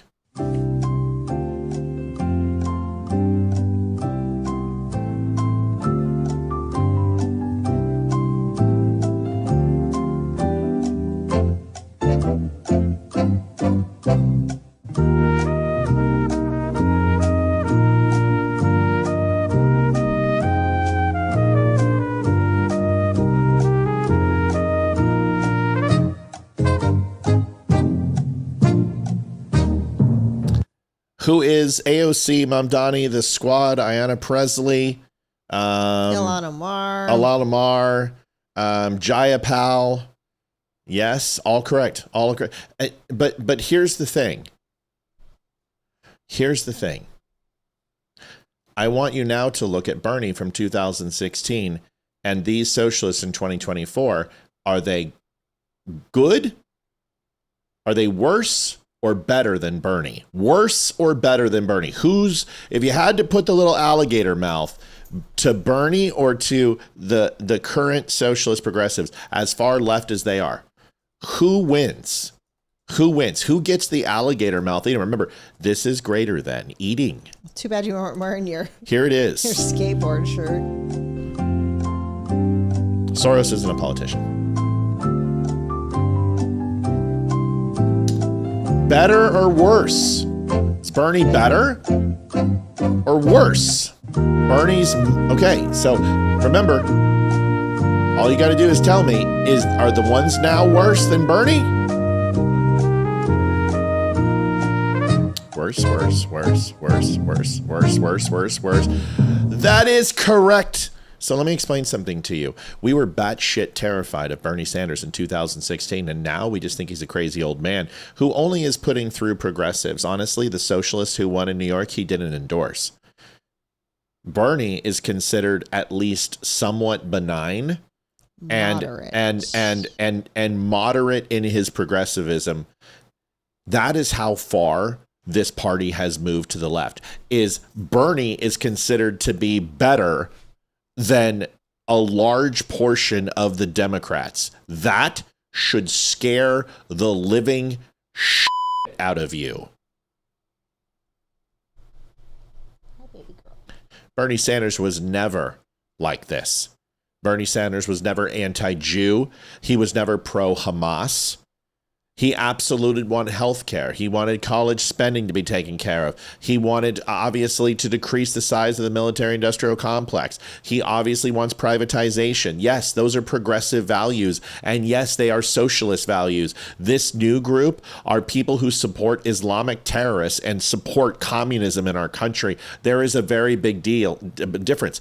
Bernie Sanders is a Marxist-Leninist idealist. He doesn't believe socialism is communism and it turns into communism. He doesn't believe that. He thinks there is a socialist utopian state. These women and men believe that socialism is communism and wants America to replace capitalism with socialism, communism. That is the difference. And that should scare the living shit out of you. Yes. Nobody's talking like that. By the way, Fox, we'll see it on your show soon. Congratulations. I hope you like the idea.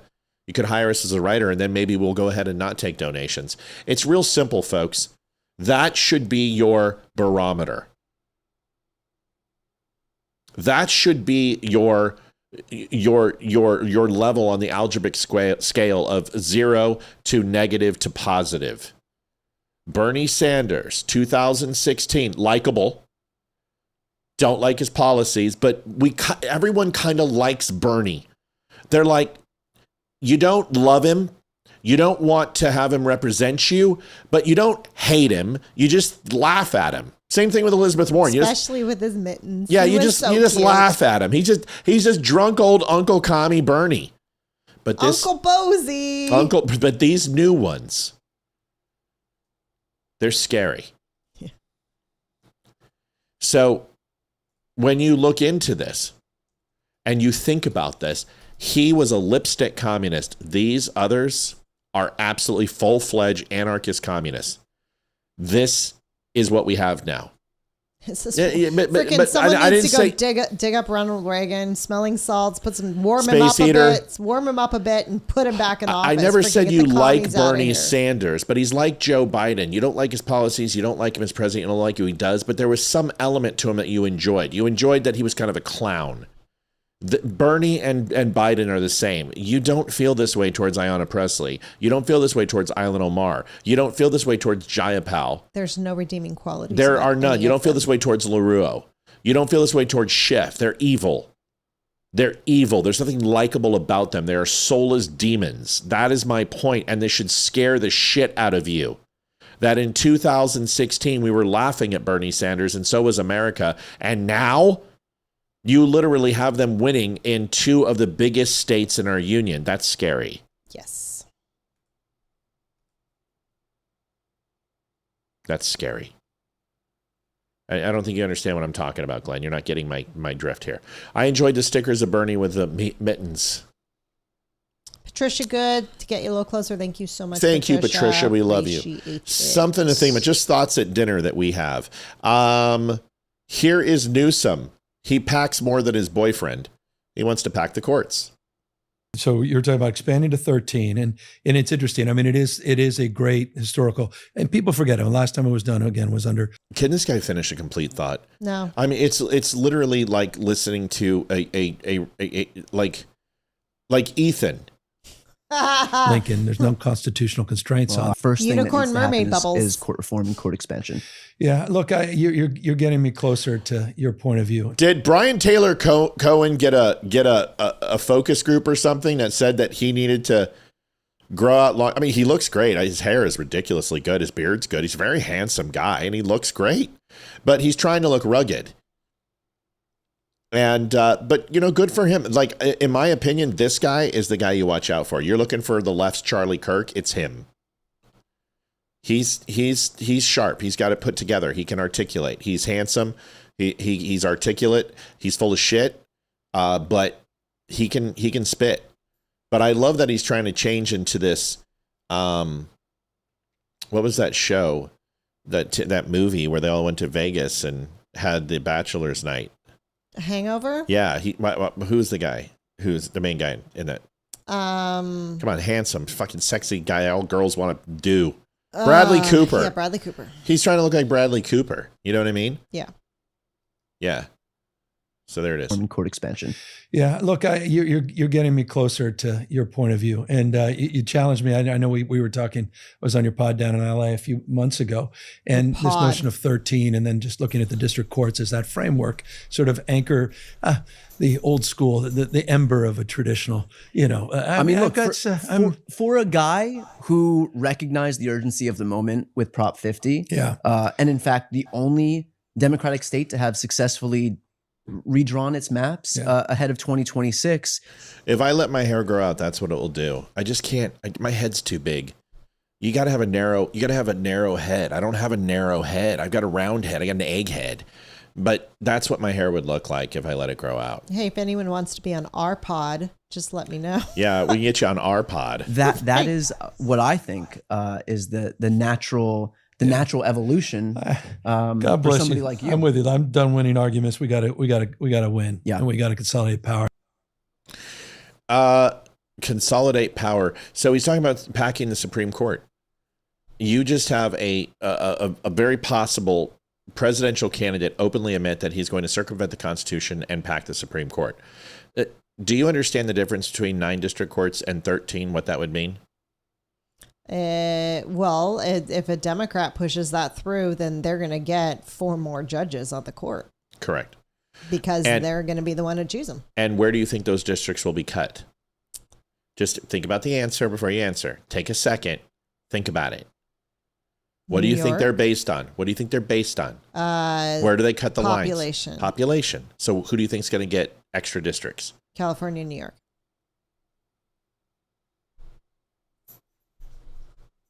Correct. So you'll get 2 there. They'll try to probably put 2 in the Pacific Northwest. They'll try to put another 1 in Chicago area, and then 1 up in upper Northeast, and they will try to get 1 as close to Florida as they can to influence the Carolinas. So they're going to pack the court. Do you know that will have absolutely no bearing on how many cases the courts hear? Do you understand that's not going to increase the workload of the district courts? Nope. Do you understand that the district courts and the appellate courts only hear a certain amount of cases based upon the amount of days, amount of hours that they have? Yeah. And more people and more courts does not change that. They only work on a percentage base of the cases that they actually hear. There are probably thousands of cases that they reject every single year because they've already made a precedent decision on that, or simply they don't have the time to go ahead and listen to it anymore, and they already have another lower case that can go ahead and make that decision. So they send that lower case. That's what a district job's to do, is to educate the state's attorneys, the district attorneys, the prosecutorial attorneys, and educate them on and the lower court judges on cases that already have precedent to make those decisions on. It's not going to increase the caseload. It's not going to increase the penetration. They're not overworked. This isn't some border issue where they need more judges to go ahead and sign off on declarations of people seeking asylum. That's different. That's a workload. This isn't somebody who's removing restraints on people's ability to drive a vehicle. This isn't what court? It's not automotive. It's not vehicle court. It doesn't matter. This isn't about a moving violation. This isn't about an annulment. This isn't about redirecting child support. These are the cases that bog down the city and the state. The drunk driving charges, the larceny, the grand theft auto. This is the type of stuff, not some appeal from a local state or province. They're doing it simply to ensure that they get to insert 4 judges. There's a reason why it's 13. So they can have that odd judge to keep the verification of 9, the +1, the person bringing the case forward who might have to recuse themselves. Judges have to do that. And go ahead and give them a majority with 4 on lifetime appointments because they lost the courts. And if you look over the last 100 years, about 72 years out of that 100, Democrats have run the courts. They depend on the power of the Supreme Court. And they are not going to pass any legislation because it is always anti-constitutional, the shit that they pass, and it's going to be struck down by the courts. They can't do anything, and it's driving them crazy. Traffic court, thank you so much. It's amazing how little things like that. I can say anthema, but I can't figure anathema. Debbie Boggs donated $25. Thanks for all you do. Thanks, Debbie. Thank you, Debbie. So my point is that's what they're looking to do.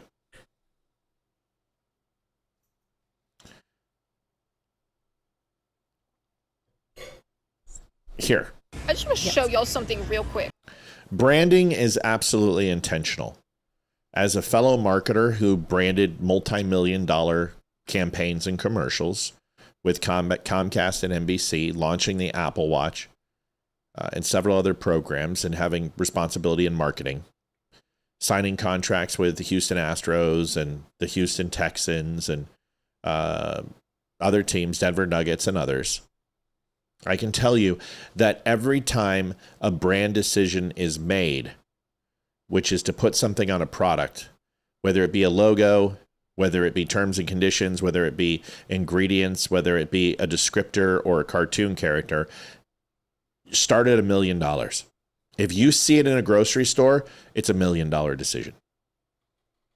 If you see it in a Safeway, it's not in one Safeway, it's in 3,700 Safeways. And then it's in Kroger.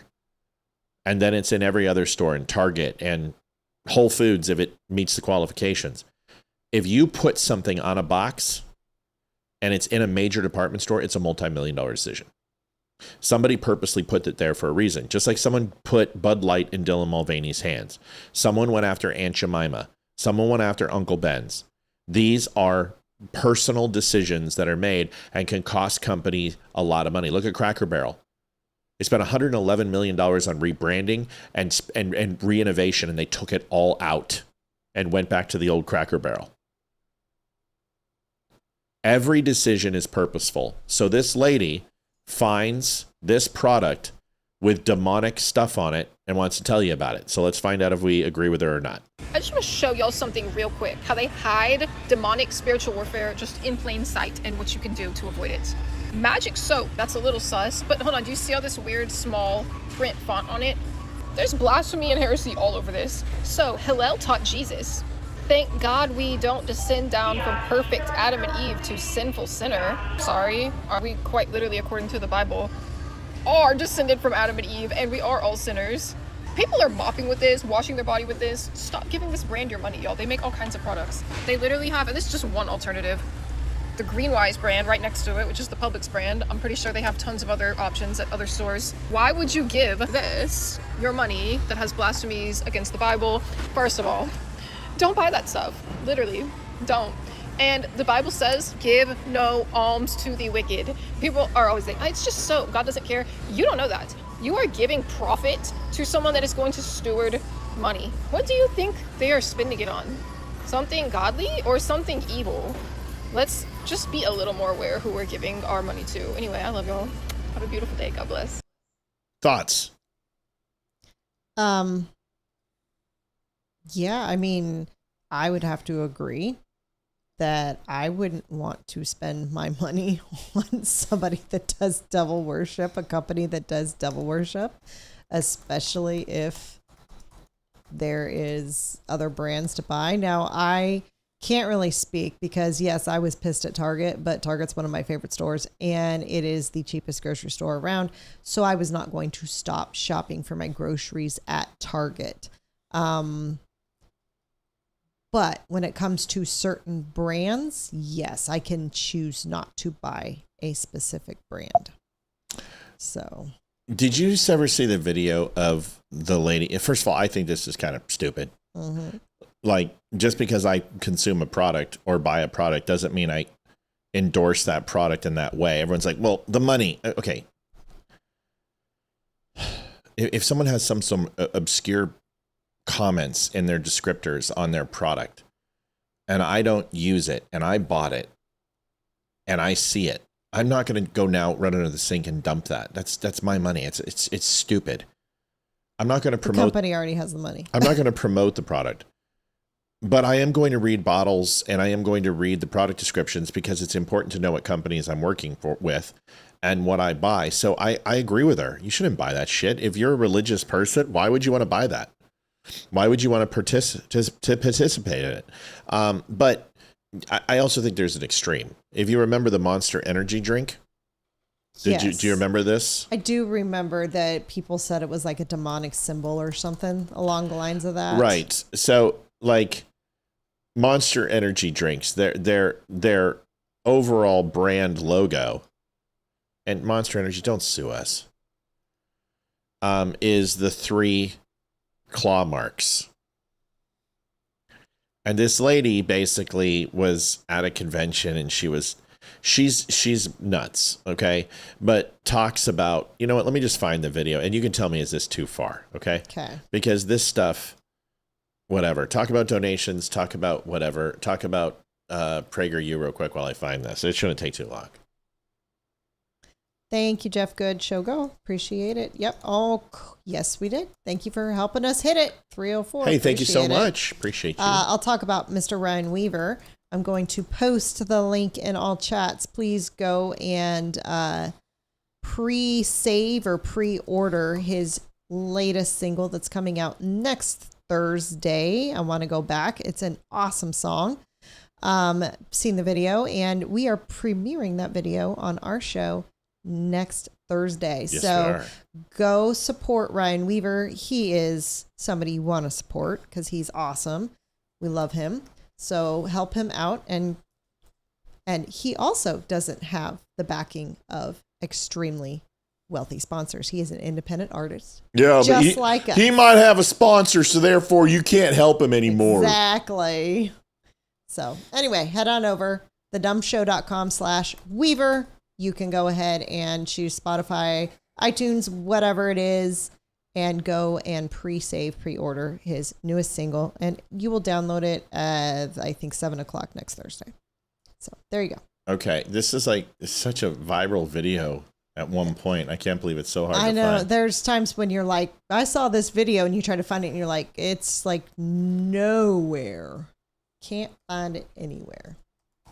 I'm going to find it. Keep talking. Do something else. Say something. I got it.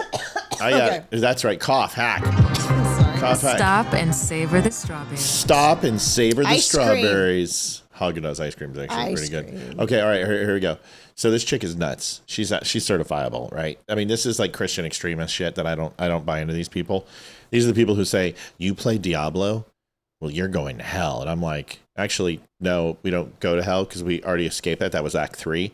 And now we're out of that. So here it is. Here it is. Look at your M closely. There's a gap right here in the letter M. It's never connected. So you go into Hebrew.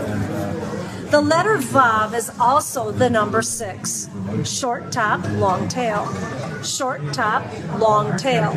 You could have here in Hebrew 666 on the can. But my interest is the word monster. What do you see in the O? There's a cross. Okay. What has Christ got to do with an energy drink, let alone the name Monster? So I thought, well, maybe this is a Christian company then. BFC at the bottom of the can. Do you know what that stands for? That's the F word. Big can. In fact, they write it on the side of the can, so I know that's the F word. Okay. Now, do you know what a MILF is? Yes. That's from the box. MILFs dig it, and you will too. This is not a Christian company at all. So why would they have put a cross on the can? Here is the message. Antichrist. 666 in Hebrew. And then the Bible talks about the beast in Revelation. And look at Monster's ad. This is their statement. You see these M's everywhere. Hats, t-shirts, bumper stickers. Is there another agenda here? If God can use people and product, so can Satan. And look at it this way. Even if the M was not the issue, you cannot deny that that is a cross. And what is witchcraft? When the cross goes upside down. Bottoms up. And the devil laughs. What the hell is she talking about? Bottoms up and the devil laughs. She's really saying that every time you drink it, it turns the cross upside down. Wow, she's grasping at straws. Hold on, I just want to hear her conclusion. I want to hear the big when close. The cross goes upside down. Bottoms up. And the devil laughs. Something to think about. Wow. This is how clever Satan is and how he gets into the Christian home and a Christian's life. And Lady, may I recommend you find a man who is extremely well endowed and you go bottoms up because you need a good railing. There's a very big difference between a Christian and being a zealot. Being a zealot, and that's weird. You're trying to be. I guarantee she's a Democrat. I've known. Minus the fact you shouldn't even drink what's in that shit because it's horribly bad for you. Horribly bad for you. Or the only time I've had Monster is in a Jaeger bomb. Not a Jaeger bomb. I can't remember. It's in a drink, and it's got Monster and something else in it. But yeah, I've known some crazy Christians in my time. So have I. It's just crazy people are crazy. It's not even Christians, just crazy people. I knew because I grew up in the church, went to a Bible church, and every year we had a guest missionaries to come in. And one year, they wouldn't let their kids watch Sesame Street because of the count. They can't hear you when you. Why do you deliver whispers? I don't know. Yeah, like you're supposed to be emphatic on your. Like they were the cat. What? Can you say it again? Because I couldn't even hear you. I heard pickles. Someone give this lady some pickle stat. Pickles. No, they wouldn't let their kids watch Sesame Street because of Count Dracula. I've won. Because he's 2, I also 3, 4. I grew up with another family who they had to say the word fluff in place of fart or toot. Like, say that's what it sounds like. Fluff. I was like, unless it's like you, it sounds like a Canadian honker. You sound like ducks in the morning. Donald Duck in the morning. That's what you It sound does. like. It's like.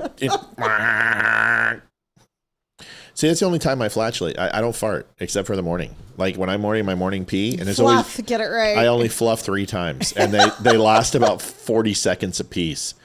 It's there's no doubt. It's like ships turn around when they hear me. Oh goodness. Wow. Heard the same about Harry Potter and sorcery. It's so insane. Harry Potter is absolutely a Christ and a 1938 Germany story. Star Wars is a God story. It's a religious story, and so is Harry Potter. They just stole it from the Bible and just changed it with wands and lightsabers. That's all it is. Like most stories, they've been stealing the greatest story ever told for a long time. But I'm not. I mean, like I said, I'd be more worried about you spending $7.99 on a drink and what's in it. You should probably eat the can. It probably has more iron for you. It's better for you than that. Oh my gosh, Debbie just made a joke. And I heard it. Cow. I didn't read it just because She's Debbie. Go ahead and say it. What did the teacher say? No, you got to say it clear so people can understand you. JD, this is right up your alley. What did the teacher say to Count Dracula? See you next period. It took me a minute to figure that one out. Oh my God, Debbie, that's horrible. That's so horrible. Ha, ha, ha. So funny.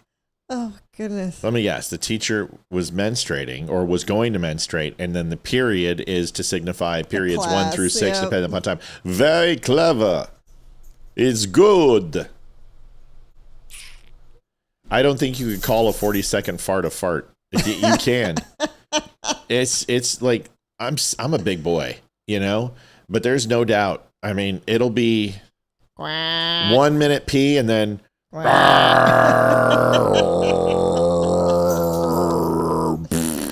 love how we're just so open that we just talk about our I'm not embarrassed. I don't give a shit. Like, why should I care? Ashley. You know who you're. Hi, Ashley, baby. Everything's good.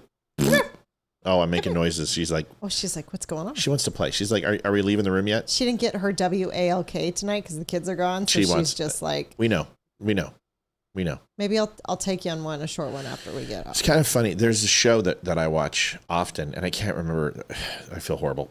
She's hilarious, and they're like radio talk shows in the morning. These funny ones like Mike and Jamie and all that. That's what they're like, and she is hilarious. I can't remember her name. Honey, do you remember them? No. Hey, hold on. Call Hayden. I think she needs more for tip. Hold on. That's not enough for a tip. Hold on. Okay. Because she gave all of it. Yeah. Hold on. I'll take care of it. Okay. Hello. Hi. I saw that you gave all of your money. Do you need more money for a tip? No, I think I just saw that. It's supposed to be like $30. I don't know. I literally don't know what just happened. Give me like 3 seconds. So stop. Wait a second. They charged you $30? Hold on. Let me talk to Miles. No, talk to me. Listen to me, Hayden McKenna. Wait. Right now. Hi. Hayden. How much? Yes, I'm listening to you. Then stop communicating with everyone else and talk to your father. Okay. If the bill... I know what happened. I tipped 20% like normal, but I tipped it before the discount, so it gave a really big tip. It gave a lot bigger tip than what the discount should have been. Hayden. The total price was $30. Hayden. Yes. Yes. There are muscles in your mouth that will make you close it. Please find them now. Sorry. Okay. And stop talking. Sorry. How much was the total bill? $30. Thank you. How much of a tip did you leave the waiter? 20%. That's not what I asked you. Try it again. How much did you leave the waiter? $30. Outstanding. Tell them have a wonderful night. And that's what you do when you get 50% off in an establishment, is you take care of the waiter. Tell Miles it's fine and go and let the kid get $30. He's earned it. All right. Okay. Now you can now engage the mouth muscles to speak again. Okay, yeah. What happened was I tipped 20%. And you just hung up on her. I'm already married. I don't need two of them. Good love being a parent. I don't need two of them. Got to tip the guy $30. You got to play 2 hours of Topgolf and food for $30. Yeah, give him $30 tip. Of course you do. Right? Yes. That's the right thing to do. I gave her $60 for tonight. You should give it to the waiter. Yep. It's the right thing to do. Not that we're made of money, but when we were waiters, it would suck to get a free table because you make what? You give them 20%, $6. $6? No, not on a discounted tip. When you get a discount like that, you expect a decent tip. I mean, what type of people would we be if we didn't tip them right? Yeah, you need to tip them right. Yep. Tammy, that was Transylvania. She said, what's the movie called where the dad where Dracula tells his daughter, I don't say blah, blah, blah. Hello. It's Transylvania. You good? Yeah, everything's all right. Yeah. I tried to wave him down before he went to go change it, but he's gone, so I can't really get him to not change it now.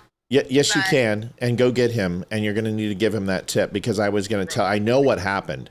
I knew what happened. So I saw the amount that it was maxed. He deserves a big tip. Honey, like I said, let me explain why. Because a normal top like yours would have been $75, $80. He spent that time on you, so he would get a $20 tip on a big ticket. But because he's an employee, he did all the work, and he's only going to make $10, $15. It's not okay with me. So I'm overriding you and say if he comes back, you tell him to charge you for a side of mayonnaise, and then you give him the rest of the money that you have on your card. Okay, Miles just flagged him down and told him not to change it. Good. Great. Have a wonderful night. Hey, drive home safe, please. And you're supposed to be back here in 17 minutes. She texted me and said that I texted Mom and let it... I noticed how you didn't text your father. Sorry. Me too. But you know what? I can't go back 16 years and make that change. Love you. See you soon. Love you too. Bye. Oh, and yes, he kissed her last night. Yeah, he did. He kissed her. He gave her a kiss last night. The little shit. Listen to me. I love my kid. She's amazing. She's amazing. We have a great relationship, and she gets her dad's humor. Blah. I don't say blah blah blah. I say blah blah blah. That's a great movie. Oh, it's such a good movie. It's fantastic. We're very happy for Hayden. She's doing really well in life, and she's going to be fine. My son is going to be fine too. He's just going through it. And he's just being a boy. He's being a boy. He needs to use more than one brain cell when he thinks. Well, he's using the wrong cell. That's a good point. The wrong head. He's using a different head. He's thinking one way. I always tip well because we were waiters. We both were. We know what it's like. But yeah, on a $30 tip or $30 tab, yeah, that was going to be a $60, $75 ticket. That waiter busted his butt during rush hour. Yep. You got to take care of him. I wouldn't feel good any other way. Let's finish up with this. Okay. No, we're not going to finish up. We're going to. The kids aren't home yet, but we got a couple of them. This is important. Obama's irrelevance. A lot of people haven't heard this story, but a lot of people think that when Donald Trump was at the White House Correspondents' Dinner with Obama. Yep, he's a teen, Sherry. That's why. We know. It's hormones. And it's a lot of stuff. Dad had to get pretty hard on him the other night, and he's going to be fine. He's me. He's my kid. I did the same things. As long as he doesn't do 1/10 of what I did, I'll be fine. So Obama, at that White House Correspondents' Dinner, people say that Donald Trump was stoic and was glaring at Obama. He actually didn't. He laughed and he waved a couple times and he smiled and he was humorous. But people like to make it seem like this big drama event. Donald Trump's been wanting to run for office since like 1979, 1983. And he was finding the right time and the right conditions to do so. And he always said so. Do I think Obama pushed him? Yeah, I don't think he liked what Obama said to him. And I think he thought that he was a smug son of a, you know what. But Obama's irrelevance, I want you to remember, just 5 nights ago, 6 nights, 7 nights ago, Obama said they were going to go blend off into obscurity and remove themselves from the public light, right? Mm-hmm. Well, that took a week. Listen to this. About it. I'm not even worrying about it. Yeah, well, and I know.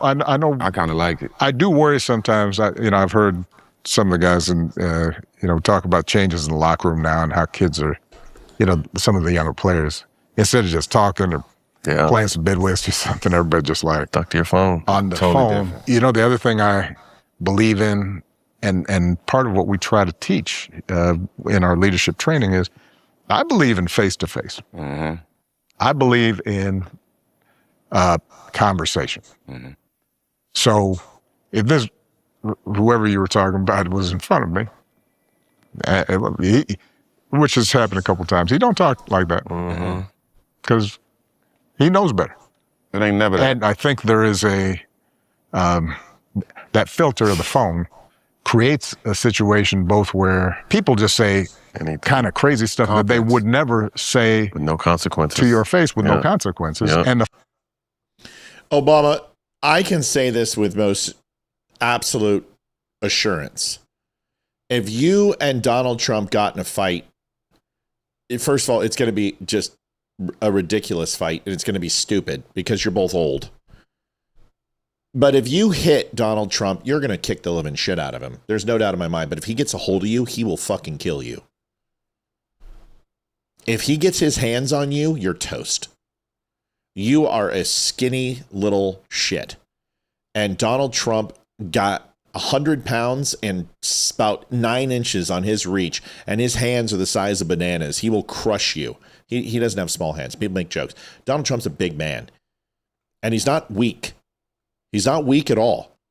You shake his hand or he hits you, whatever, slaps you on the back, you feel it. Well, that's the testaments I've heard. And Obama doesn't seem like a fighter to me. It seems like Mike could kick his ass before. Like if anybody's abusive in Michelle and his relationship, I think it's Big Mike. In other words, Obama catches. At least that's what his chef said before he drowned to death in 7 inches of water. But you're not tough, dude. I don't think Obama's ever been in a fight in his life. He's Hodgkins. So don't get all, you won't say it to my face because, I'll take him out back. Okay, woodshed. Okay, you're Biden.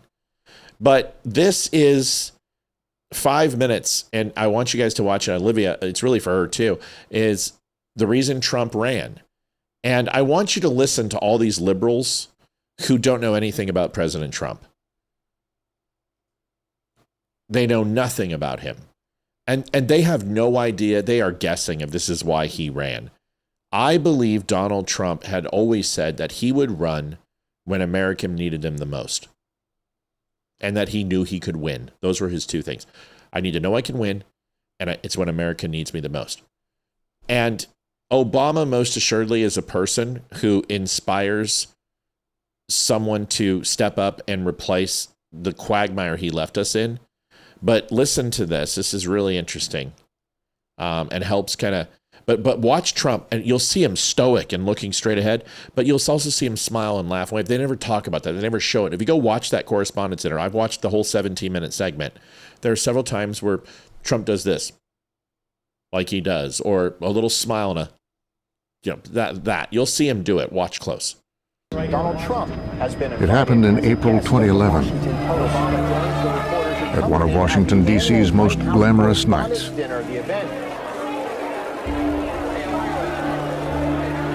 I got to talk to Donald as we were going to our seats, and he was in just such a great mood. Oh, God, that chick is nuts. And people were taking pictures, and it was very exciting that Donald was there. And Trump's invitation to the exclusive gathering came after weeks of attacking President Barack Obama on television. You are not allowed to be a president if you're not born in this country. He may not have been born in this country, but there's Sherry says, I won't fart in front of anyone ever. Even when I was married, I would go outside and felt one coming on. Honestly, I don't fart in front of Olivia when we're laying in bed or we're sitting next to each other, very rarely. I'll do it when I pee because the bathroom's in the same room, but I'm also respectful that way.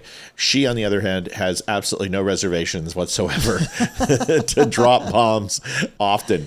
Here it is. on that person, maybe religion, maybe it says he's a Muslim. I don't know. Maybe he doesn't want that, or he may not have one. But I will tell you this, if he wasn't born in this country, it's one of the great scams of all time.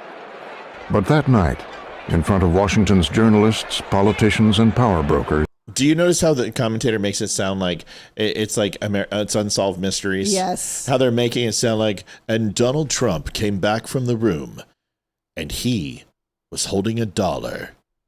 We'll be right back. You're just like, what the? Obama would hit back. President Obama takes the microphone. All right, everybody, please have a seat. Donald Trump is here tonight. And proceeds to fillet Donald publicly. No one is happier, no one is prouder to put this birth certificate matter to rest than the Donald. And that's because he can finally get back to focusing on the issues that matter. Like, did we fake the moon landing?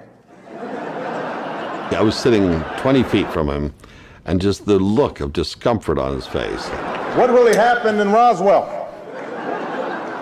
And where are Biggie and Tupac? You see where they cut it? Where you've seen Trump do that a million times. It's harumph. Yep. It's not funny, but he's Yeah, so they made this bigger than it was. Donald's face was so incredibly serious. It was so incredibly he just put on a poker face. I was 2 tables away from Trump. The conventional way in Washington of absorbing a joke at the White House Correspondents' Dinner is to keep your chin up and at least pretend to have a sense of humor about it, even if you go cry into your pillow that night. Trump was steaming. His face was all locked in. He was... As he's laughing right there. You can actually see, if you look at the... You know what? Let's just do this right. There we go. Not having a good time. All kidding aside, obviously we all know about your credentials and breadth of experience. For example, no, seriously, just recently in an episode of Celebrity Apprentice, it's actually funny. At the steakhouse, the men's cooking team did not impress the judges from Omaha Steaks. And there was a lot of blame to go around, but you, Mr. Trump, recognized that the real problem was a lack of leadership. And so ultimately you didn't blame Little John or Meatloaf. You fired Gary Busey. And these are the kind of decisions that would keep me up at night. And he's being treated like a piñata by the President of the United States. And I think he felt humiliated. He just waved and smiled, and he's laughing. Right Come there. on. Well handled, sir. Well handled. But it just kept going, and he just kept hammering him. And I thought, oh, Barack Obama is starting something that I don't know if he'll be able to finish. Say what you will about Mr. Trump. He certainly would bring some change to the White House. Let's see what we've got up there. Donald dreads humiliation, and he dreads shame. And this is why Who he doesn't? often attempts to humiliate and shame other people. So in the case of the president... No, he humiliates and shames people who do it to him. I have never seen Trump just go after somebody who doesn't go after him. When you enter the arena and you want to go ahead and play that game, he's going to play it with you. I listen, Rosie O'Donnell hit him, Bill Maher hit him, every reporters hit him, Jimmy Kimmel hit him. They've all hit him. and he goes after Obama's hit him. But let's face it, man. He sat there and called Obama a Kenyan and took a report that was actually written by the Hillary Clinton campaign. You can read about it in the Podesta emails. In 2006, they created this and were going to run it. They leaked it during his 2008 run. Trump took it. Other conservatives, the RNC, took it, that he wasn't born in the United States. So, you know what? Trump's a big boy. He can handle it. And he got the last laugh. He undid everything he did in 2016, and then he undid everything Biden did in 2020. Trump's winning. But people making it sound like Trump didn't handle it magnanimously. Trump was fine. He's been roasted before. You know, he was roasted on Comedy Central. He was roasted. Yeah, this is nothing. He can take a freaking joke and he can give him, because that roast was freaking hilarious. This is nothing. And honestly, Obama was great at this. He did so. The Key and Peele skit that he did was just absolutely freaking hilarious. And you can hate Obama all you want, but at least the guy could do a White House Correspondents' Delivery. Ridiculing him. I think this was intolerable for Donald Trump. Oh, God, shut up. I think that is the night that he resolves to run for president. I think that he is kind of motivated by it. The key word in that sense, I think. Maybe I'll just run. Maybe I'll show them all. Stone. Yeah. Every critic, every detractor will have to bow down to President Trump. It's everyone who's ever doubted Donald, whoever disagreed, whoever challenged him. It is the ultimate revenge to become. You're fired. The most. You're fired. Anyway, I thought that was pretty good. Yeah, wait till Obama roast. It'll never happen. Never. Obama will never ever do a roast. We're gonna close it out with this tonight. This is first of all, the WNBA. I'm going to give you guys that 7 cents we're going to make off this show, because I know you're going to copyright strike me for I guarantee every clip the WNBA has ever put out is copyright struck. You probably make more money from copyrights than you do actually selling tickets or merchandise. But there's something going on in the WNBA, and I'm just going to call it out. And I'm going to be as honest as I can. Blacks are hunting whites. That's it. I'm not going to lie about it. I'm not going to joke about it anymore. And the reason why is because the WNBA is full of thugs. They're from low IQ, low educated women who ride through their college, coming straight out of the hoods, playing street ball. They come in, they go to these schools, they barely go ahead and graduate, and then they come into these leagues, they get exorbitant amounts of money. Most of them are lesbians, and they find Caitlin Clark to be a threat. That's it. They don't want the cracker stealing their fame. And she came in and made more money than all of them put together, and they're resentful, they're spiteful, and they're horrible human beings. And honestly, it's a shit league. It's a shit sport. Nobody watches it. Nobody cares. It's being subsidized by the NBA. I literally could not care less about the WNBA. And Caitlin Clark is the only thing that has made the WNBA somewhat interesting. Yeah, because she can make a basket. Few years. And they're trying to get her out of it. And here's the thing: exuberant amounts of money, like $96K, is like a high salary for WNBA. Yeah. They're going to cripple her. Yeah. They are trying to get her out, because this is why I don't watch the NBA. It's full of thugs. Matt, that's racist. Okay. No, it's okay. Fine. It is. I'm sorry. There's two different types of black culture. There's ghetto culture, and there's African American or Black American culture. And I absolutely adore black culture and black people and the significance and contributions they've made to the city. And I think the black ghetto culture are a bunch of thugs who should be shipped out of this country, because they are responsible for about 90% of the crime in the United States. I mean, just look at the way the athletes dress compared to other leagues. NHL, they are all supposed to wear suits and or ties, look presentable. The coaches wear ties. They have a dress code. The basketball players come in with freaking gold chains around their necks and their hats on backward. I mean, there's absolutely no respect. And the coaches wear freaking jogging suits. There's no respect.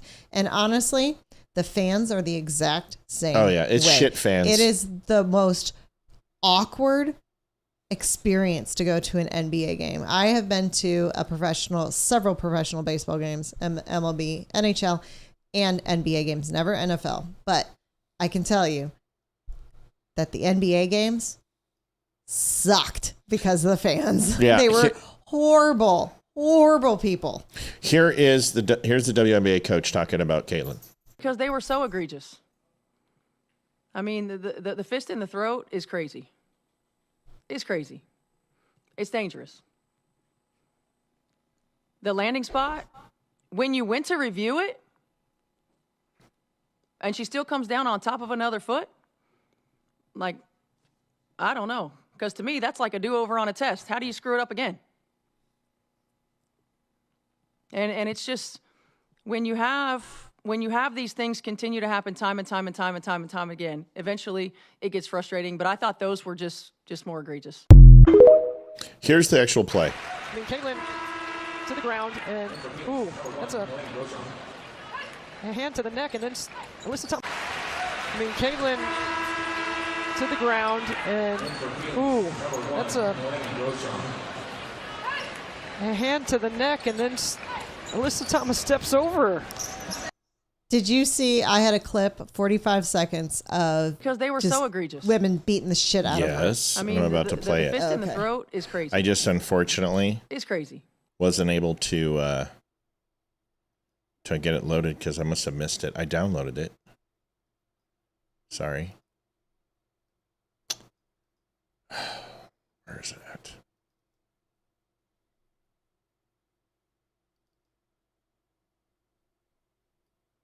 Sorry, I was going so fast. I must have skipped over it. Okay, ready? Mm-hmm. Mark. I mean, that's clear, which was called. The question is, will they call it unnecessary? Kennedy Carter.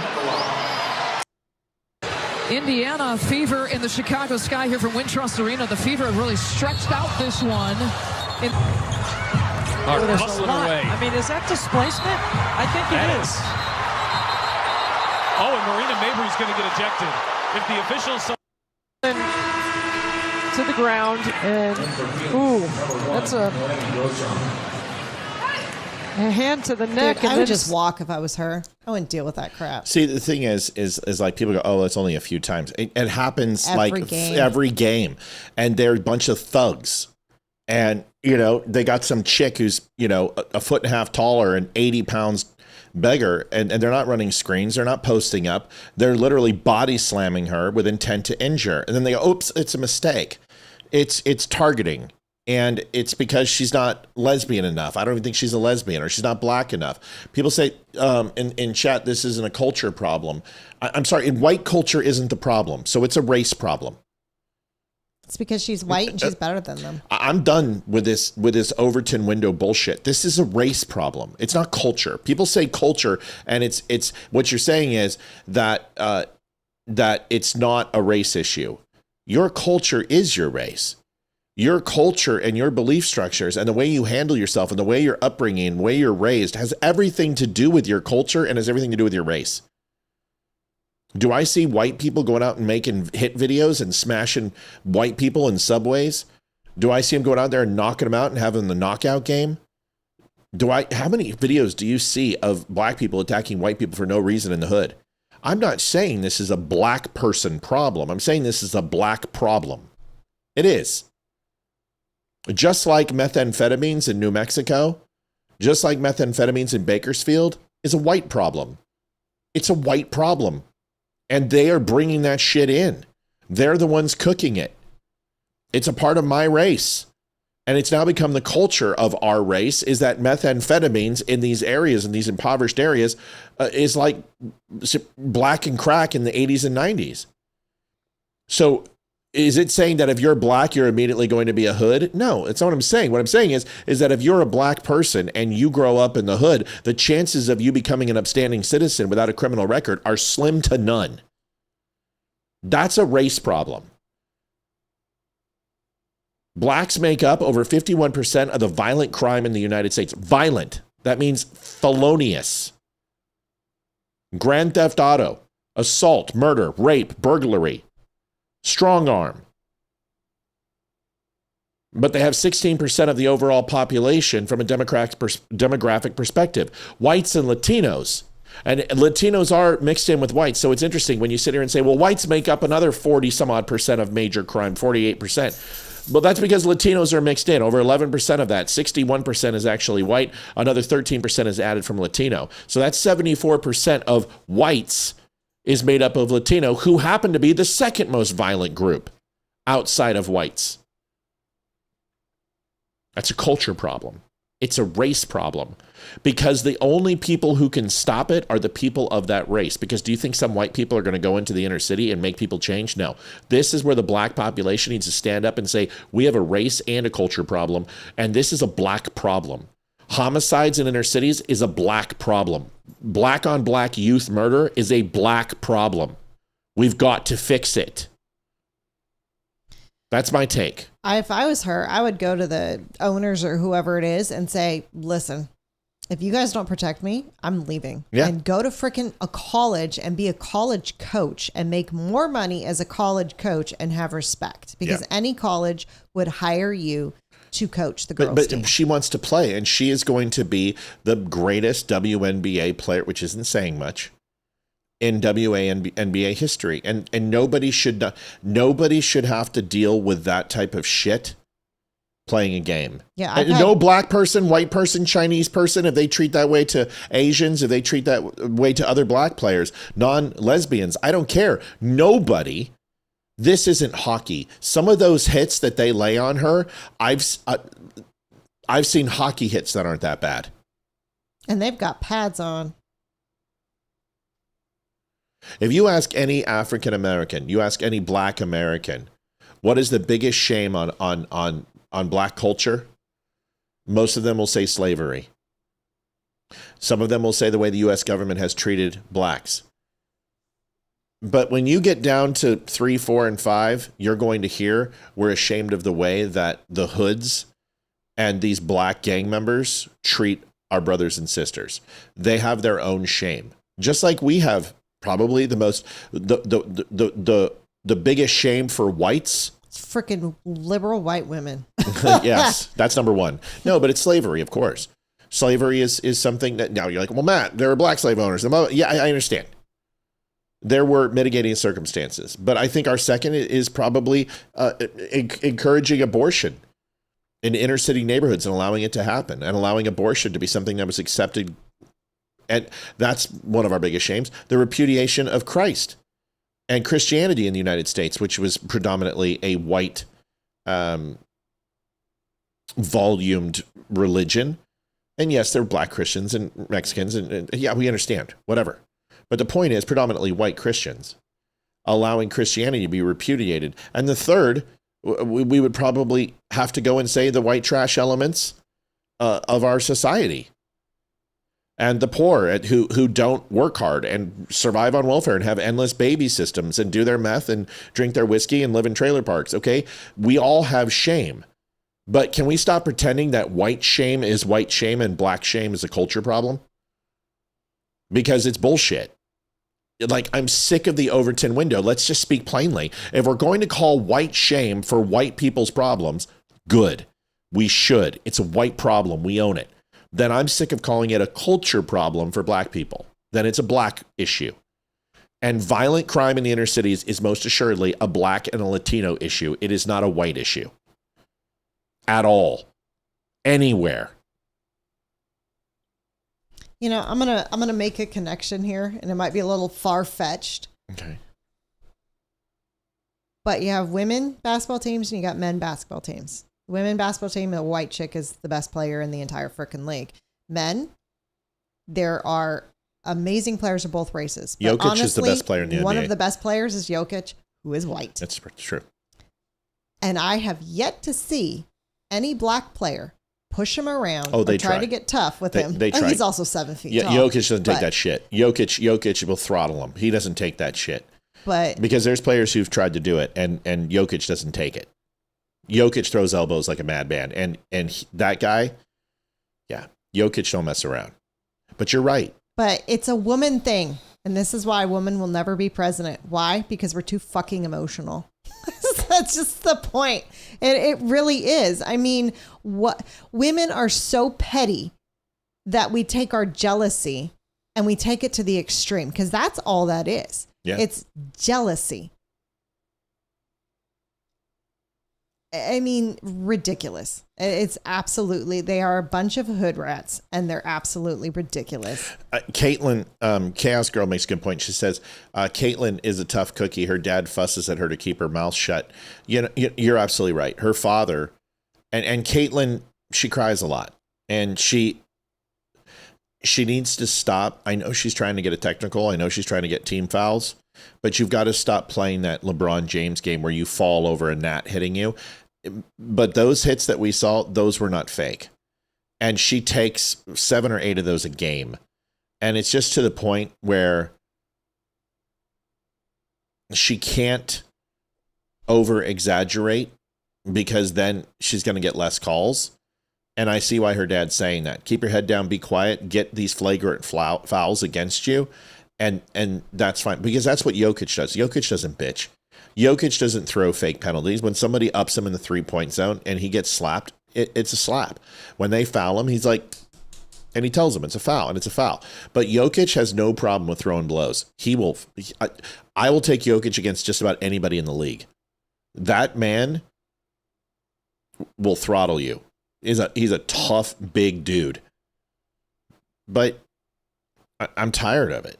And like I said, if the roles were reversed and this was predominantly a white league like the NHL was, like the NBA was at one point, and Wilt Chamberlain's coming in and people are putting nooses in his lockers and you know, changing his uniform with a Klan hood on it or whatever, I'm gonna speak out against it and say it's wrong. What they're doing to Caitlin Clark are militant black lesbians who have no regard for anybody white and anybody not like them, and it's bullshit and it needs to stop. That's it. Got anything else? They need to start getting fined. Well, you can't make her more of a target. What they need to do is they need to start suspending these players. Mm-hmm. That's what they need to do. And you need to make it obvious. Clear. 7 days, 21 days. The fines, if you suspend the players, the front office will take care of it. If you fine the players will take care of it on the court. Yeah. You understand? Suspend them. Suspend them. Then the front office will take care of it. You're not going back on the floor until you knock this shit off. You touch her again, you're getting traded. Or you'll never play in the WNBA again. We will Colin Kaepernick you. We will Shedeur Sanders you. Or what was his brother's name? The quarterback. See you. That was Shedeur. Yeah, Shedeur. Was it Shedeur? Mm-hmm. Yeah. So that's it. Yeah. Okay, here we go. Liv, tell them where we're going. Tell them what we're doing. All right. Tomorrow, we will have Gary Brugman on. Next week, Dan Nunn and Damani Felder will both be here. Tim Brown the week after, Garrett Cedano on the 14th, and Lisa Regina on the 21st. And Leroy should be back next week? Nope. He's gone for 2 weeks. This is the second week. Is it? Yes. Then he should be, that flew. He should be back. Hopefully. We'll see. We'll let you know.